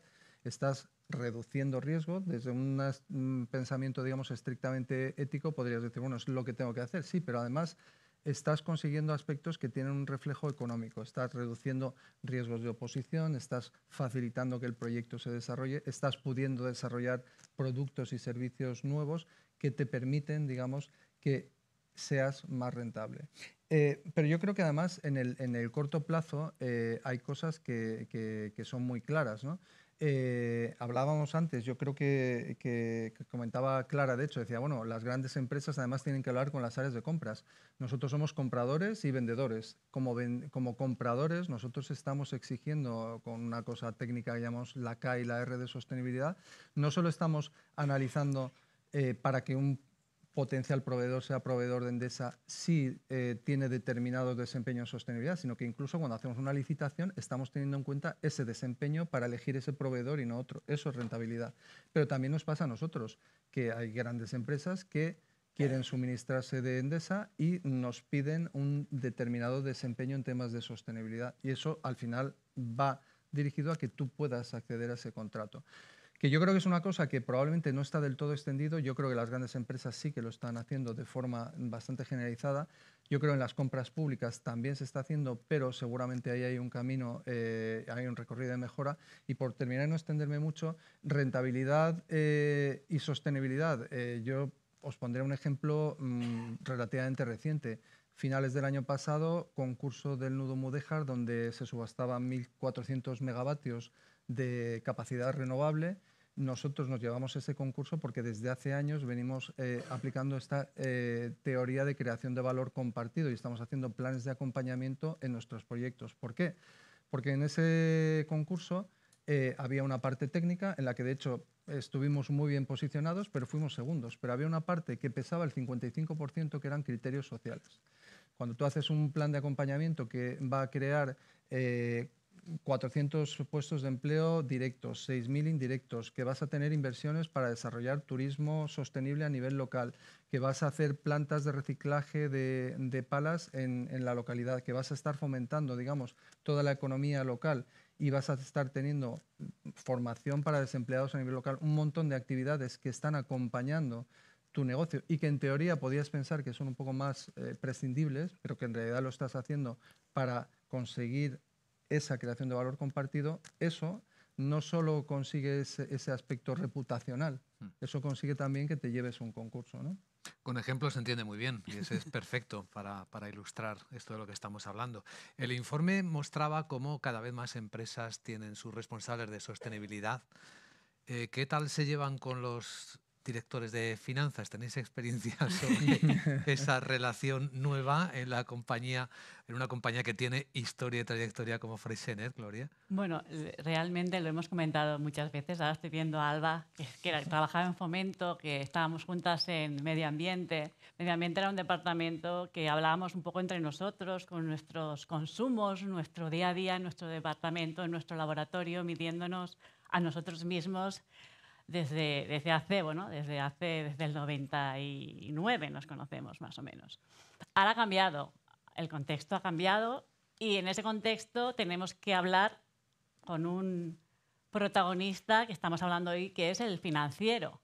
Medio ambiente, en mi caso sobre todo, y ahora también sostenibilidad, y finanzas, muchas veces no estábamos hablando el mismo idioma. Es decir, es que incluso conceptos que para mí son esenciales, como RAP, por ejemplo, a un financiero le tienes que explicar qué significa responsabilidad ampliada del productor. Y él habla de devengo, por ejemplo, y a un técnico de, por poner un ejemplo, y a un técnico de medio ambiente tiene el devengo. Es decir, claro, ahí es donde yo creo que se está empezando a notar que tenemos que ser grandes formadores, los responsables de sostenibilidad, que es un departamento súper transversal, que tienes que saber un poquito de todo, ¿no? Un poquito de todo, que es que ahora, por ejemplo, este año me he reunido con el director de finanzas como nunca en mi vida me había reunido. ¿En qué? Pues bueno, en analizar riesgos, en ver los riesgos ambientales, que no es una cosa el cambio climático que de vez en cuando nos comenta la chica aquella del Departamento de Medio Ambiente, sino que yo este año he recogido un 40% menos de uva debido al cambio climático y debido a la sequía. ¿Qué pasa? Esto a ellos financieramente, evidentemente, es un riesgo.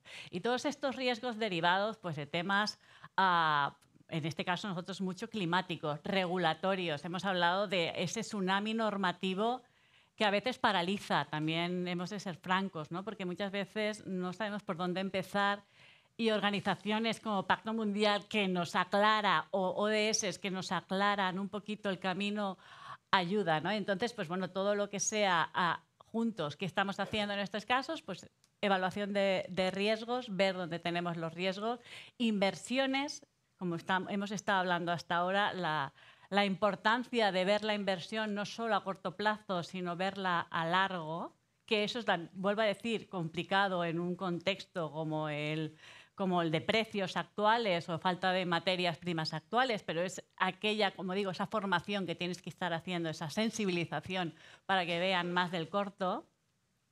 El tema, por ejemplo, de todo el tema de los reportes de sostenibilidad, ¿no? Y todo este incremento de información que también hacemos juntos. ¿Y por qué hacemos juntos? Pues porque hasta ahora lo que se reportaba eran las cuentas, ¿no? Y ahora pues empezamos a hablar también, hay gente que dice las cuentas y los cuentos, no cuentos como una historia, sino como que hay que empezar a hablar de qué somos las empresas, ¿no? Sí. Qué historia hay detrás, qué responsabilidades tenemos, en qué estamos trabajando, ¿no?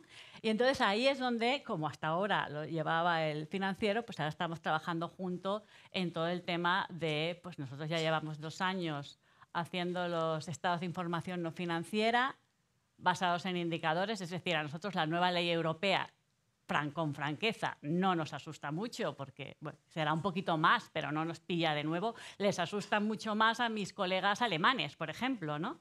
que ahora van a tener que hacer algo que nosotros ya llevábamos un tiempo haciendo, ¿no? Entonces, ahí es donde va, sobre todo, sensibilización y formación. ¿40% menos de uva este año? De entrada, sí. ¿Ha habido alguna cosecha por sequía con este Yo quebranto? Creo que es una de las más... Tengo aquí el departamento de comunicación que está aquí apoyándome, pero yo creo que es... A ver, ha habido años que realmente ha habido pues, una plaga que hemos podido tener problemas, pero sí. que haya un problema como el actual, que ¿cómo se resuelve? Regando.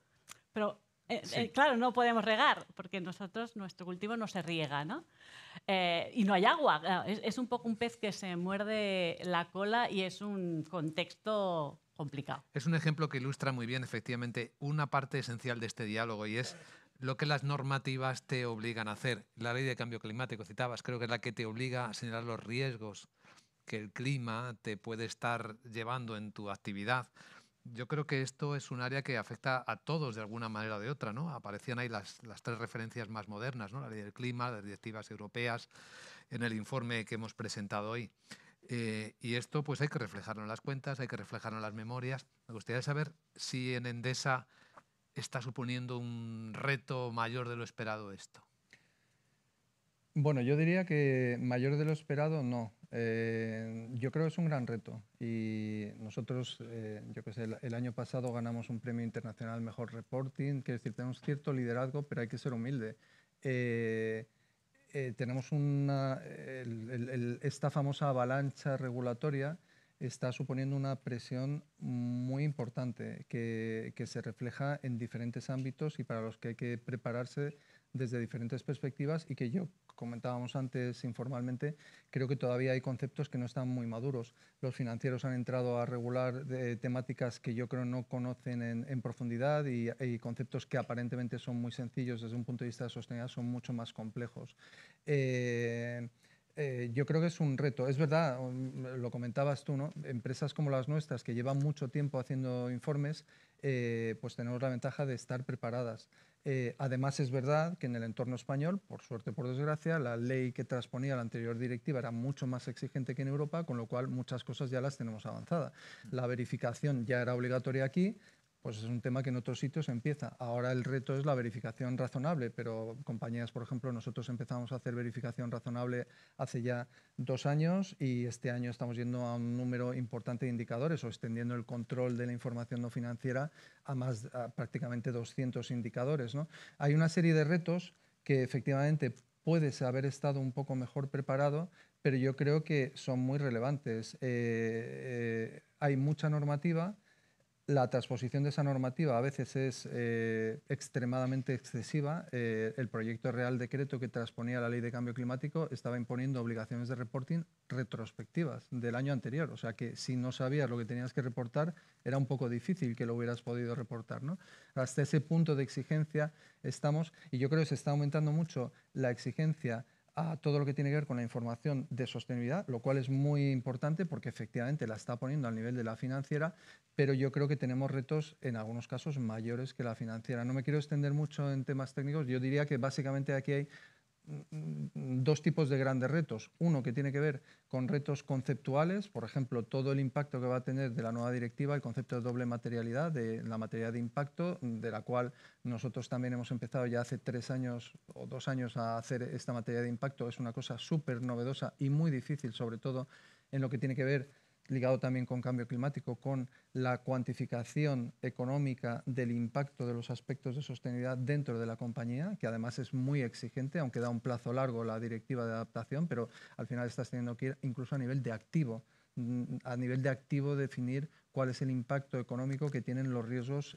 climáticos. Y eso es muy complejo, no hay metodologías muy estándar en muchas ocasiones. Entonces plantea esos temas más conceptuales y luego plantea temas tecnológicos. Yo creo que evidentemente ya muchas empresas habíamos empezado a digitalizar el reporting. Esto tiene que digitalizarse sí o sí, porque el nivel de exigencia que estamos teniendo cuando entren exigencias de digitalización, de etiquetado, en fin, términos muy técnicos que los financieros llevan trabajando con ellos mucho tiempo y con conceptos muy asentados y que en la parte de sostenibilidad algunas empresas habíamos avanzado incluso por delante de los estándares, pero ahora viene la aplicación de todos esos estándares. Y por no extenderme más y cerrar, a mí lo que me preocupa un poco, y por eso yo creo que organismos como el Pacto Mundial, en el que estamos también en el Comité Ejecutivo, son muy útiles, es que determinadas empresas, porque teníamos más presión, porque teníamos otra dimensión, por lo que sea, veníamos haciendo esto desde hace tiempo y aún así nos va a suponer un esfuerzo, pero hay que pensar en el conjunto de empresas afectadas por esta regulación. Aquí, por ejemplo, están afectadas pymes, incluso pymes cotizadas.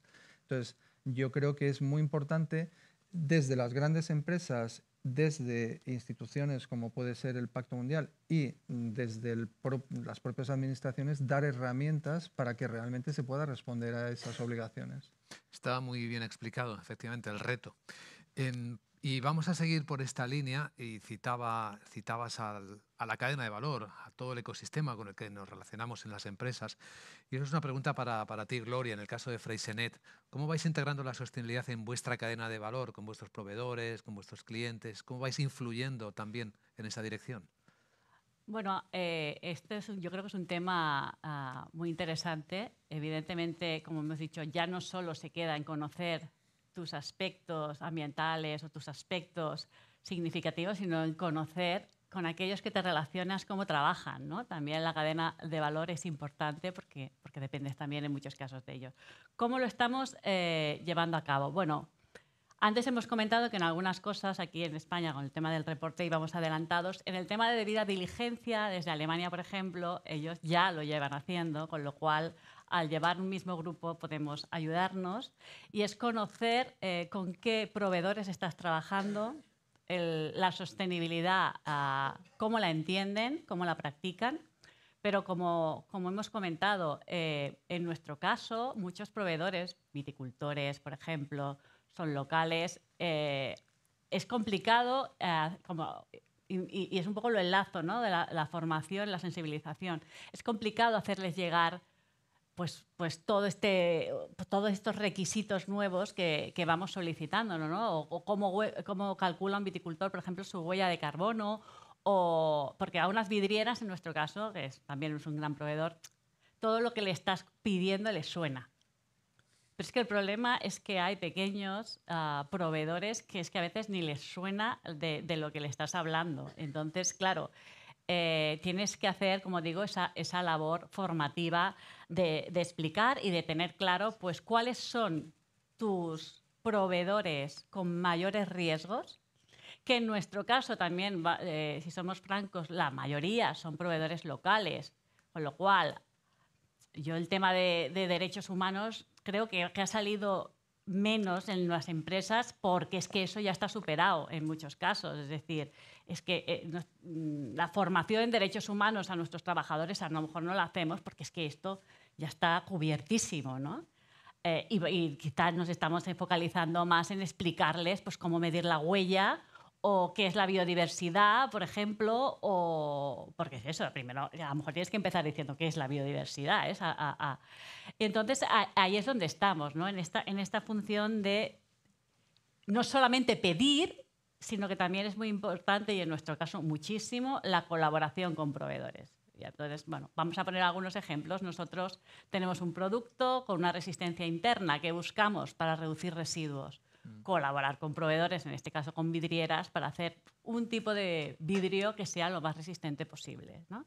Este tipo de colaboraciones, que ya en este caso sí quizás son más, pues son ejemplos muy concretos, yo creo que ayuda mucho. O sea, no solamente es pasarle un cuestionario que te tienen que cumplimentar, sino es ver en qué me puede ayudar un proveedor para mejorar mi impacto. Otro ejemplo, por ejemplo, que vimos que era algo que nuestro sector del vino y del cava no estaba haciendo mucho y que tenía mucho recorrido, es el tema del transporte. Todo el transporte, nosotros somos una empresa que exporta muchísimo a exportación, a Alemania sobre todo, y todo se hacía con camiones. Bueno, pues ahora estamos empezando a hacer hay viajes con tren. Nos ha costado la vida muchas veces encontrar sitio, porque no hay todavía una autopista ferroviaria desde Barcelona. Vimos que lo más rentable era irnos al sur de Francia. Todavía estamos en estos puntos, ¿no?, de mejora. Y también hablando con proveedores, como en este caso el transportista nos dijo, oye, estamos probando un tipo de biocombustible que es 100% renovable y que reduce las emisiones un 85%. Bueno, pues de esa conversación y de haber estado con ellos con el tema del tren, también empezamos a probar temas de biocombustible. Problema, lo que hablábamos antes, es más caro. Es más caro tanto el transporte ferroviario, un 10% nos dijeron la última vez desde Alemania, como el biocombustible. Con lo cual, bueno, esas son las apuestas que tenemos que hacer las empresas y esas son las apuestas que se tienen que hacer a nivel de inversión para que deje de ser más caro. Muy interesante y muy ilustrativo también este ejemplo. Finanzas sostenibles, además con nombre propio de ODS. Vamos a hablar de este tema en el que Endesa también ha hecho bandera de él, con la emisión de bonos vinculados con la sostenibilidad, además con mucha relación también con el préstamo del BEI reciente, ¿no?, de 250 millones de euros, o incluso tenéis una fórmula de confirming circular, he visto. Sí. Nos gustaría saber hasta qué punto se está ayudando a hacer esto, ser líderes en finanzas sostenibles, a mejorar vuestro impacto en sostenibilidad. Bueno, efectivamente, como comentas, yo creo que hemos sido bastante pioneros. Tenemos en torno a 14.000 millones con financiación sostenible y, de hecho, cerramos el año 22 con un 67% de nuestra financiación en esta jerga que, como comentar, me hacía gracia porque a veces yo pienso cuando hablamos sobre todo nosotros llevamos ya años hablando también, pero al principio cuando hablas con áreas de riesgos, con áreas de finanzas, me parece ver a rusos y suecos hablando, ¿no? Entonces está toda esta jerga de préstamos, de FPs, de RCFs, bueno, que vosotros conoceréis mucho más las diferentes modalidades. Nosotros lo que hacemos ahí, de hecho, es dar apoyo a nuestro área de finanzas para ver la parte de sostenibilidad.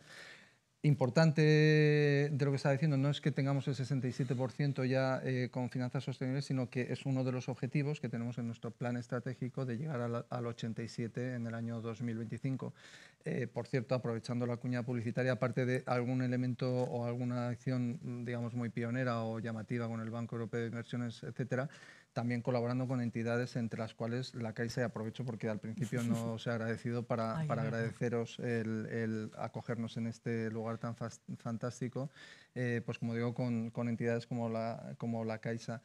Es verdad y no, fíjate, no tenía en la cabeza lo del confirming circular. Yo creo que es interesante porque además trae un poco esa perspectiva de la cadena de suministro y de no pedir solo, sino también, digamos, no solo formar, que es muy importante, y yo creo que sobre eso hablaremos, y utilizar herramientas como los ODS para formar o el Pacto Mundial a la cadena de suministro, sino también motivar o estimular, no solo exigir.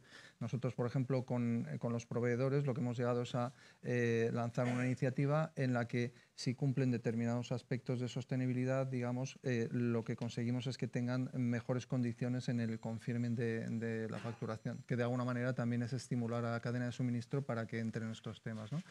Entonces, realmente nos sirve desde ese punto de vista como una herramienta para extender también la sostenibilidad. En sí mismo lo que es la financiación sostenible, yo diría que como nosotros, digamos, venimos incorporando los aspectos de sostenibilidad en el plan estratégico desde hace mucho tiempo y de una forma muy clara a partir del año 2015, no ha supuesto un cambio, digamos, súper significativo. O sea, no hemos cambiado la estrategia de negocio o estamos haciendo más renovables o estamos haciendo determinada actuación más sostenible porque tengamos esta financiación. Simplemente es un instrumento que nos da condiciones ventajosas y nos posiciona también, digamos, en ese sector. Una cosa que yo sí estoy viendo últimamente es que desde mi punto de vista, que igual financieramente es un poco superficial, yo creo que aporta un tema interesante a nivel general, ¿no? Porque cuando las áreas financieras hacen estas presentaciones de resultados y estas presentaciones de planes estratégicos, normalmente el inversor y el accionista tiene mucho foco en los resultados, ¿no? Tú tienes un compromiso de resultados y tienes un compromiso de dividendos y eso es lo que se mira. Es decir, el qué, digamos. Lo que no se mira es el cómo. Si yo tengo un compromiso en el que digo que además voy a hacer esto con un 70% de capacidad renovable, si luego tengo un 65%, nadie me pide cuentas de esto. ¿Del beneficio? Seguramente sí. Del 70% no. Y en ese sentido, que yo creo que es una cosa que estamos empezando a ver ahora que estos instrumentos ya tienen un recorrido y ya tienen un seguimiento y ya tienen unos cumplimientos y unas bonificaciones o unos incumplimientos y unas penalizaciones, yo creo que también sirve para todavía poner más foco en estos aspectos del cómo, de no solo conseguir el beneficio, sino hacerlo de una forma sostenible. Porque cuando tú antes no cumplías este objetivo sostenible no pasaba nada, ¿no? Ahora cuando no lo cumples sí tienes o cuando lo cumples tienes unas consecuencias financieras. Y yo creo que eso refuerza todavía más la incorporación de estos elementos en la estrategia. Es interesante esta reflexión, porque claro, estamos hablando de las cuentas como lo más importante, pero es que los cuentos, utilizando la misma expresión de hace algunos minutos, también lo son, efectivamente. Y en este sentido, pues es una pregunta muy directa. Estaba escuchando a Gloria hace un instante, igual que todas las personas que están aquí, hablar de cómo se esfuerzan por buscar que el transporte sea menos contaminante, menos emisiones de CO2. ¿Crees de verdad, Gloria, que a los clientes les atrae más, les llama la atención más y vas a conseguir vender más botellas de cava cuando trasladas estos mensajes? A ver, nosotros diferenciamos siempre entre clientes, que en nuestro caso los clientes pues serían la gran distribución o horecas, a consumidores, que son los que compran la botella. A ver, nosotros realmente lo que estamos viendo, al menos aquí en España todavía, es que no buscan un vino sostenible. A veces ecológico puede ser que sí, que no es lo mismo, ecológico que sostenible, al menos en el tema de los vinos. Buscan un reserva, buscan un tal, o un cava, que sea... Lo que sí yo creo es que yo creo que el medio ambiente o la sostenibilidad es un además, o sea, lo dan por sentado, o sea, es un básico, es un must. Esto está. Luego, además, busco qué más tiene. Y sí que es verdad que es importante saber comunicar y que entiendan lo que les estás comunicando, porque también hay una avalancha de comunicación muchas veces sostenible, ¿no? Y que tenemos que saber realmente es que el consumidor esté entendiendo lo que le estás diciendo. Como clientes, es decir, la gran distribución, países nórdicos, estos evidentemente sí ha habido un cambio absoluto. Nosotros trabajamos, por ejemplo, con países nórdicos. Los países nórdicos para bebidas tienen unos monopolios en la cual para entrar has de cumplir una serie de requisitos. Y uno de los requisitos es el tema pues, de cómo son tus botellas, cuánto pesan tus botellas, qué materiales estás utilizando para tus botellas. ¿Ventajas que tenemos? Nosotros tenemos un sistema de gestión ambiental desde el 99, con lo cual la mejora continua, pues ya llevamos tiempo, ¿no? Es lo que decimos, a veces ya el jamón no sabes por dónde sacarle más porque ya te queda un poco, en algunos aspectos es complicado poder hacer mucho más. Por eso estamos abriendo el abanico a la cadena de valor, etcétera, etcétera, ¿no? Pero es una ventaja ya estar trabajando en esto porque, bueno, ya tienes una dinámica, ya tienes una mejora continua que puedes evidenciar, tienes objetivos pues desde hace mucho tiempo y indicadores que también puedes evidenciar. Nosotros en nuestro caso, por ejemplo, pues también fuimos socios fundadores creo que estábamos hablando de 2002 o por ahí, que me vinieron y me dijeron, oye, que somos socios fundadores del Pacto Mundial. Y yo ya me tuve que empezar a ver esto del Pacto Mundial, los 10 principios, la memoria de progreso. Es decir, no es algo que nos venga de nuevo. Y yo creo que es algo que el cliente, en nuestro caso consumidor, el cliente desde luego, para entrar en según qué mercado tienes que tener unos requisitos, evidentemente, porque es un tema de ética y de responsabilidad compartida, y el consumidor lo da por hecho. Yo creo que se penaliza más que se premia, ¿no? Es decir, en el caso de que realmente haya empresas que se sepa que no están cumpliendo con este básico, que al final es un básico que es preservar el planeta, yo creo que es un básico, no lo utilizamos nosotros tanto como un claim de venta. Es decir, nosotros lo que a nivel... Sí que es verdad que dentro de nuestra cultura, hablábamos también la cultura, nosotros también estamos haciendo toda una serie de valores culturales, orientación al consumidor es uno de ellos, ¿no?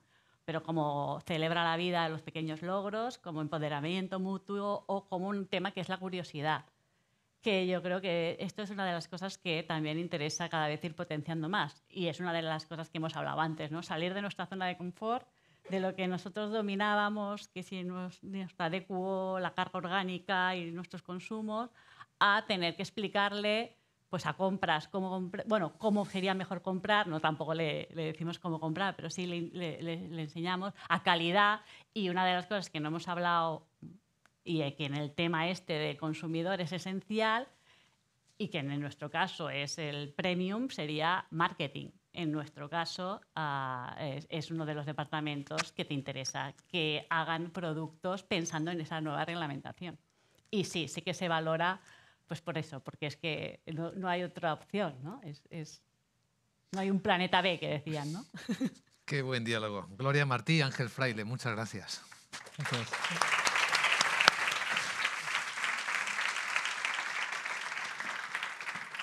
Nos encantaría ahora, antes del desafío final, el reto final, que escucharais algunos testimonios.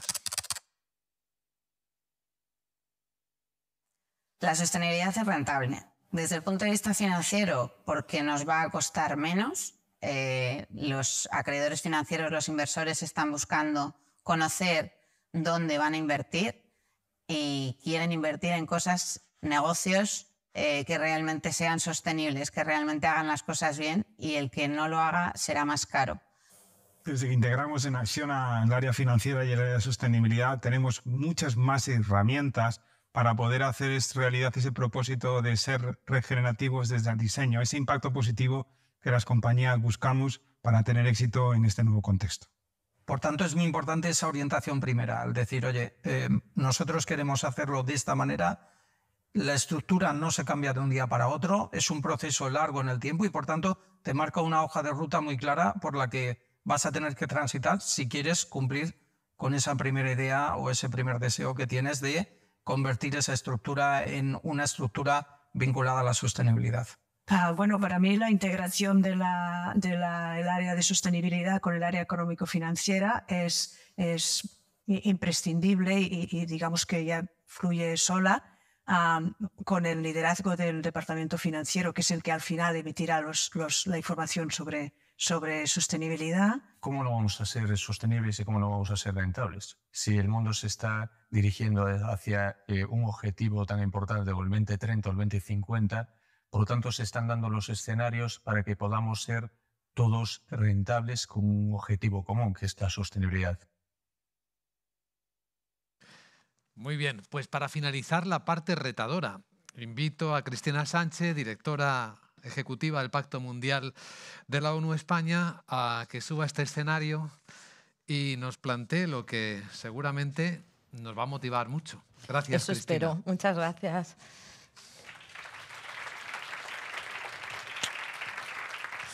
Bueno, antes de nada, muchísimas gracias a todos por estar aquí. Gracias a CaixaBank, por supuesto, un socio fundador, un clásico. Gracias a Ángel, que me ha hecho mucha ilusión que venga. Y gracias a nuestra presidenta también por estar aquí. Bueno, yo vengo, os lo dicen los inversores, lo dicen los financiadores, los dicen los directores financieros y lo dice también Naciones Unidas. No es casualidad que estemos celebrando hoy aquí, el día 27 de septiembre, esta jornada. Hace 2 días fue el aniversario de la aprobación de la Agenda 2030 por 193 países de las Naciones Unidas en el año 2015 y este año celebramos el 8º aniversario, con lo cual estamos en ese ecuador de la Agenda 2030. Como todos los años, en estas fechas, coincidiendo con el 25 de septiembre aproximadamente, se celebra en Nueva York la Asamblea General de la ONU. Nueva York se convierte en un hervidero de... Bueno, siempre es un hervidero Nueva York, pero en concreto en esa semana jefes de Estado, CEOs de empresas de todo el mundo, representantes de la sociedad civil, se dan cita en Nueva York para hacer una valoración de cómo se está avanzando en la implementación de la Agenda 2030. Y yo, para que nadie tenga excusa de no conocer cuáles son esos mensajes, bueno, pues junto a todas las ponencias que hemos tenido hoy, pues sí que queríamos meter, digamos, esa cuña de Naciones Unidas de qué es lo que la Asamblea General de Naciones Unidas demanda al sector empresarial. En los días, sobre todo 18 y 19, se celebraron diferentes reuniones. Cabe destacar, sobre todo, el SDG Summit 2023, que es la reunión de jefes de Estado, es decir, de los gobiernos. En este año, Clara comentaba que efectivamente los datos no son muy alentadores. En torno al 15% de los ODS, bueno, durante este summit y también en los estudios previos que se hace para ver un poco cómo van encaminándose la implementación de la Agenda 2030, se ha hecho un análisis y se hace una reflexión de dónde se está avanzando, dónde no se está avanzando y qué se puede pedir a los gobiernos y a las empresas y a la sociedad civil para seguir avanzando en la implementación. ¿Cuál es esa reflexión o esos datos? Bueno, pues que en torno al 15% de las 169 metas que conforman los 17 Objetivos de Desarrollo Sostenible están encaminados, encauzados. Es decir, que hay una parte positiva de que en torno al 15% sí que se pueden cumplir para el año 2030. La parte negativa viene un poco más tarde. En torno al 47% de las 169 metas están, digamos, avanzando de una manera muy lenta, muy débil. Y en torno al 37% de esos objetivos, de esas 169 metas, están estancados. se hacen muchos análisis hacia atrás, por qué está ocurriendo esto. Es cierto que la crisis sanitaria primero y económica después, que provocó el COVID, también la crisis geopolítica en suelo europeo con la guerra de Ucrania o la emergencia climática constante desde hace ya varias décadas, es verdad que están ralentizando y se ha demostrado que, bueno, que es una barrera sin duda importante para hacer avanzar los objetivos de desarrollo sostenible. Pero eso yo creo que no, bueno, yo y el secretario sobre todo general de Naciones Unidas se considera desde Naciones Unidas no debe ser un freno para seguir trabajando en ese sentido. En el SDG Summit, que es la reunión de los jefes de Estado, se hizo una declaración política en el que no solo se valoraban estos porcentajes, sino que también se lanzaba ese mensaje hacia esos jefes de gobierno. Se estima que se necesitan en torno a 500.000 millones de dólares de aquí al 2030 para realmente desbloquear la consecución de los objetivos de desarrollo sostenible y se pide a los gobiernos, entre otras cosas, por ejemplo, impulsar la inversión en energías renovables, la creación de al menos 400 millones de empleo decentes, ampliar la protección social o promover, por ejemplo, el acceso a Internet, que es otra de las grandes brechas. La brecha digital es uno de los grandes retos que nos está hablando tanto en ese sentido. Además, también se celebró el Climate Ambition Summit. Sin duda, la emergencia climática es uno de los temas muy recurrentes en Naciones Unidas y en todas las agencias que la conforman. Se pidió a los países desarrollados que hicieran esfuerzos para avanzar en la neutralidad climática lo más cercano al año 2040 y a los países desarrollados hacer esos esfuerzos, sobre todo, a las economías emergentes en torno al 2050. Además, se hace un llamamiento específico a las empresas y esto es importante porque yo creo que todos los que conocéis un poco la Agenda 2030 sabéis que lo que marcó un hito, un antes y un después con la Agenda 2030 es que la empresa, junto con los gobiernos, está en el centro de la Agenda 2030, en el centro, digamos, de esa petición de esfuerzos y de ambición y se le hace ese llamamiento a las empresas e instituciones financieras para que se emprendan verdaderas trayectorias netas cero, centrándose en la transparencia y en la credibilidad de los planes de la reducción de emisiones. Es decir, que se está pidiendo a las empresas que realmente sean más ambiciosas de lo que ya están haciendo. Vemos cómo algunos sectores sí que se están comprometiendo y están haciendo avances muy importantes. En algunas zonas geográficas se está avanzando de manera más rápida, pero hay muchos sectores que están estancados y muchas economías y muchos territorios que no están avanzando. En cuanto a Global Compact, como sabéis, el Pacto Mundial o Global Compact tiene el mandato de Naciones Unidas para acercar la Agenda 2030 y los 10 principios al sector empresarial y en el marco de la Asamblea General celebra dos citas muy relevantes. Por un lado está el Private Sector Forum, que es un foro de alto nivel empresarial en el que se reúnen con el Secretario General de Naciones Unidas para reflexionar y para buscar sobre todo soluciones a esos grandes retos que plantea la Agenda 2030. Por otro lado, se celebra también el Leader Summit, que es una reunión de todas las empresas socias del Pacto Mundial que pueden desplazarse hasta Nueva York y en el que se hace esa reflexión sobre cuál es esa revisión de cuál está siendo la contribución de las empresas al sector privado en cuanto a los ODS. También fue muy relevante este año, se presentó un informe. Bueno, pues como os he dicho, siempre hay muchos análisis de cómo se está implementando, qué ODS, qué metas en qué se está avanzando y en qué está más estancado. Y en ese sentido se presentó el SDG Stocktake, que es una colaboración, un estudio en colaboración entre el Pacto Mundial y Accenture a nivel mundial, en el que se consultaron a más de 2.800 líderes empresariales cuál era su visión y cuál era su sentimiento en cuanto a la implementación de la Agenda 2030. Datos positivos, como siempre, y datos negativos. Por un lado, estos líderes, he de decir que una vez más las empresas españolas fueron las que más contestaron, con más de 300 respuestas en esta consulta.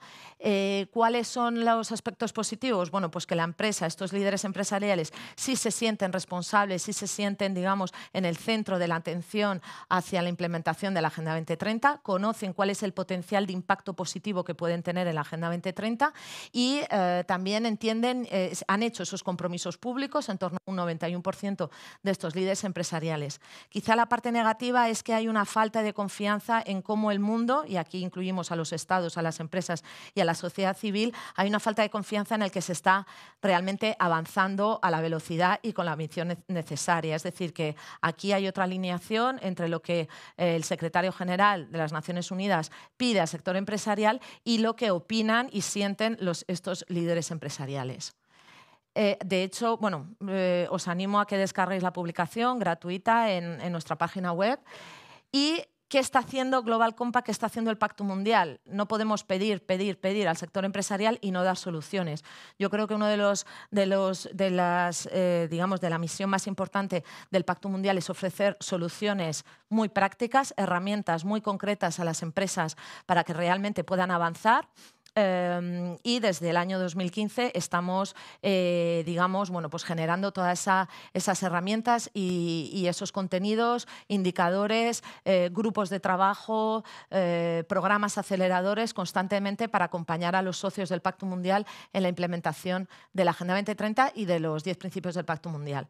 Bueno, pues después de un análisis hacia adentro desde el Pacto Mundial de cuáles eran las áreas en las que las empresas podrían tener un mayor impacto, se identificaron estas 5 áreas. Es decir, a nivel mundial, la ONU considera que el sector empresarial puede trabajar y tener un mayor impacto en los ODS si trabaja sobre todo estas 5 áreas. No todas las empresas tienen que trabajar todas, pero sí centrarse en aquellas que considere que puede trabajar más. Ellas son la igualdad de género, la acción por el clima, el salario digno, muy vinculado a lo que es la gestión de las cadenas de suministro, la resiliencia al agua y las finanzas sostenibles o, finanzas e inversiones.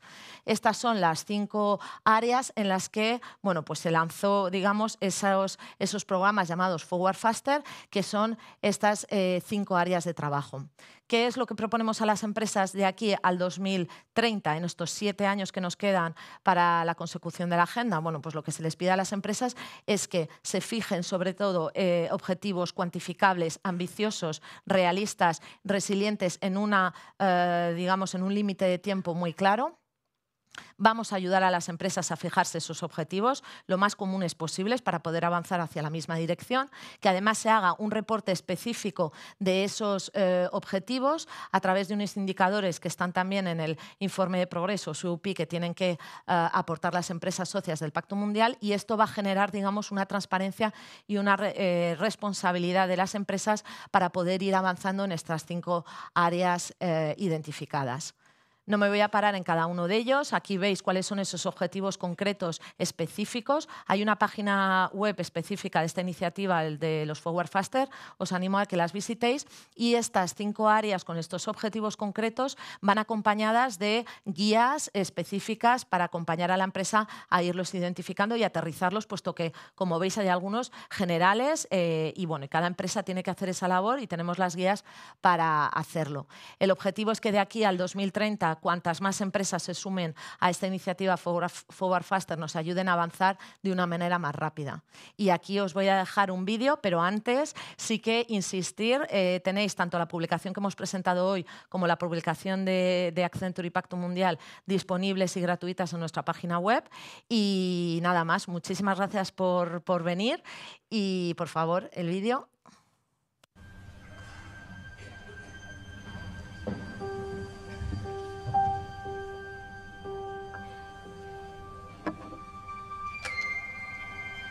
The automobile is a fad, a novelty. Horses are here to stay.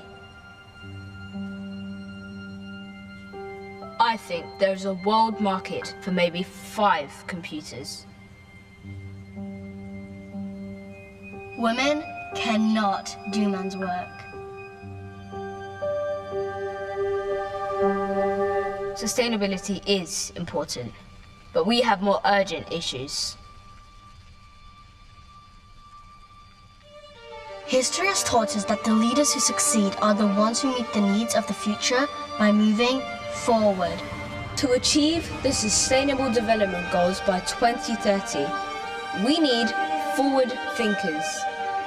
Those who see the SDGs as a driver of growth, not reputation. Who are busy making progress, not just pledges. Who know sustainability is the future, not a trend. Because right now, only 15% of the SDGs are on track for 2030. Some are even moving backwards. And the majority of businesses aren't setting bold enough targets. Forward Faster is here to guide companies on the areas where they can make the biggest, fastest impact for 2030. Because sustainable companies give us the best chance of achieving the SDGs. But we need you to take more ambitious action. The people and planet of tomorrow are relying on the forward thinkers and doers of today. Don't fall behind the times. Move forward faster. You think they're gonna do it?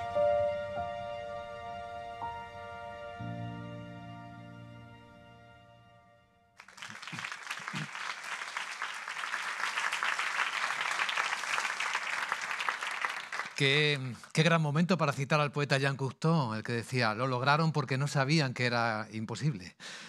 Nos encantaría compartir con todas las personas que estáis aquí un cóctel e intercambiar reflexiones. Antes de daros las gracias por haber compartido este encuentro, que esperamos haya sido motivador, ilustrativo, reflexivo e inteligente. Muchas gracias.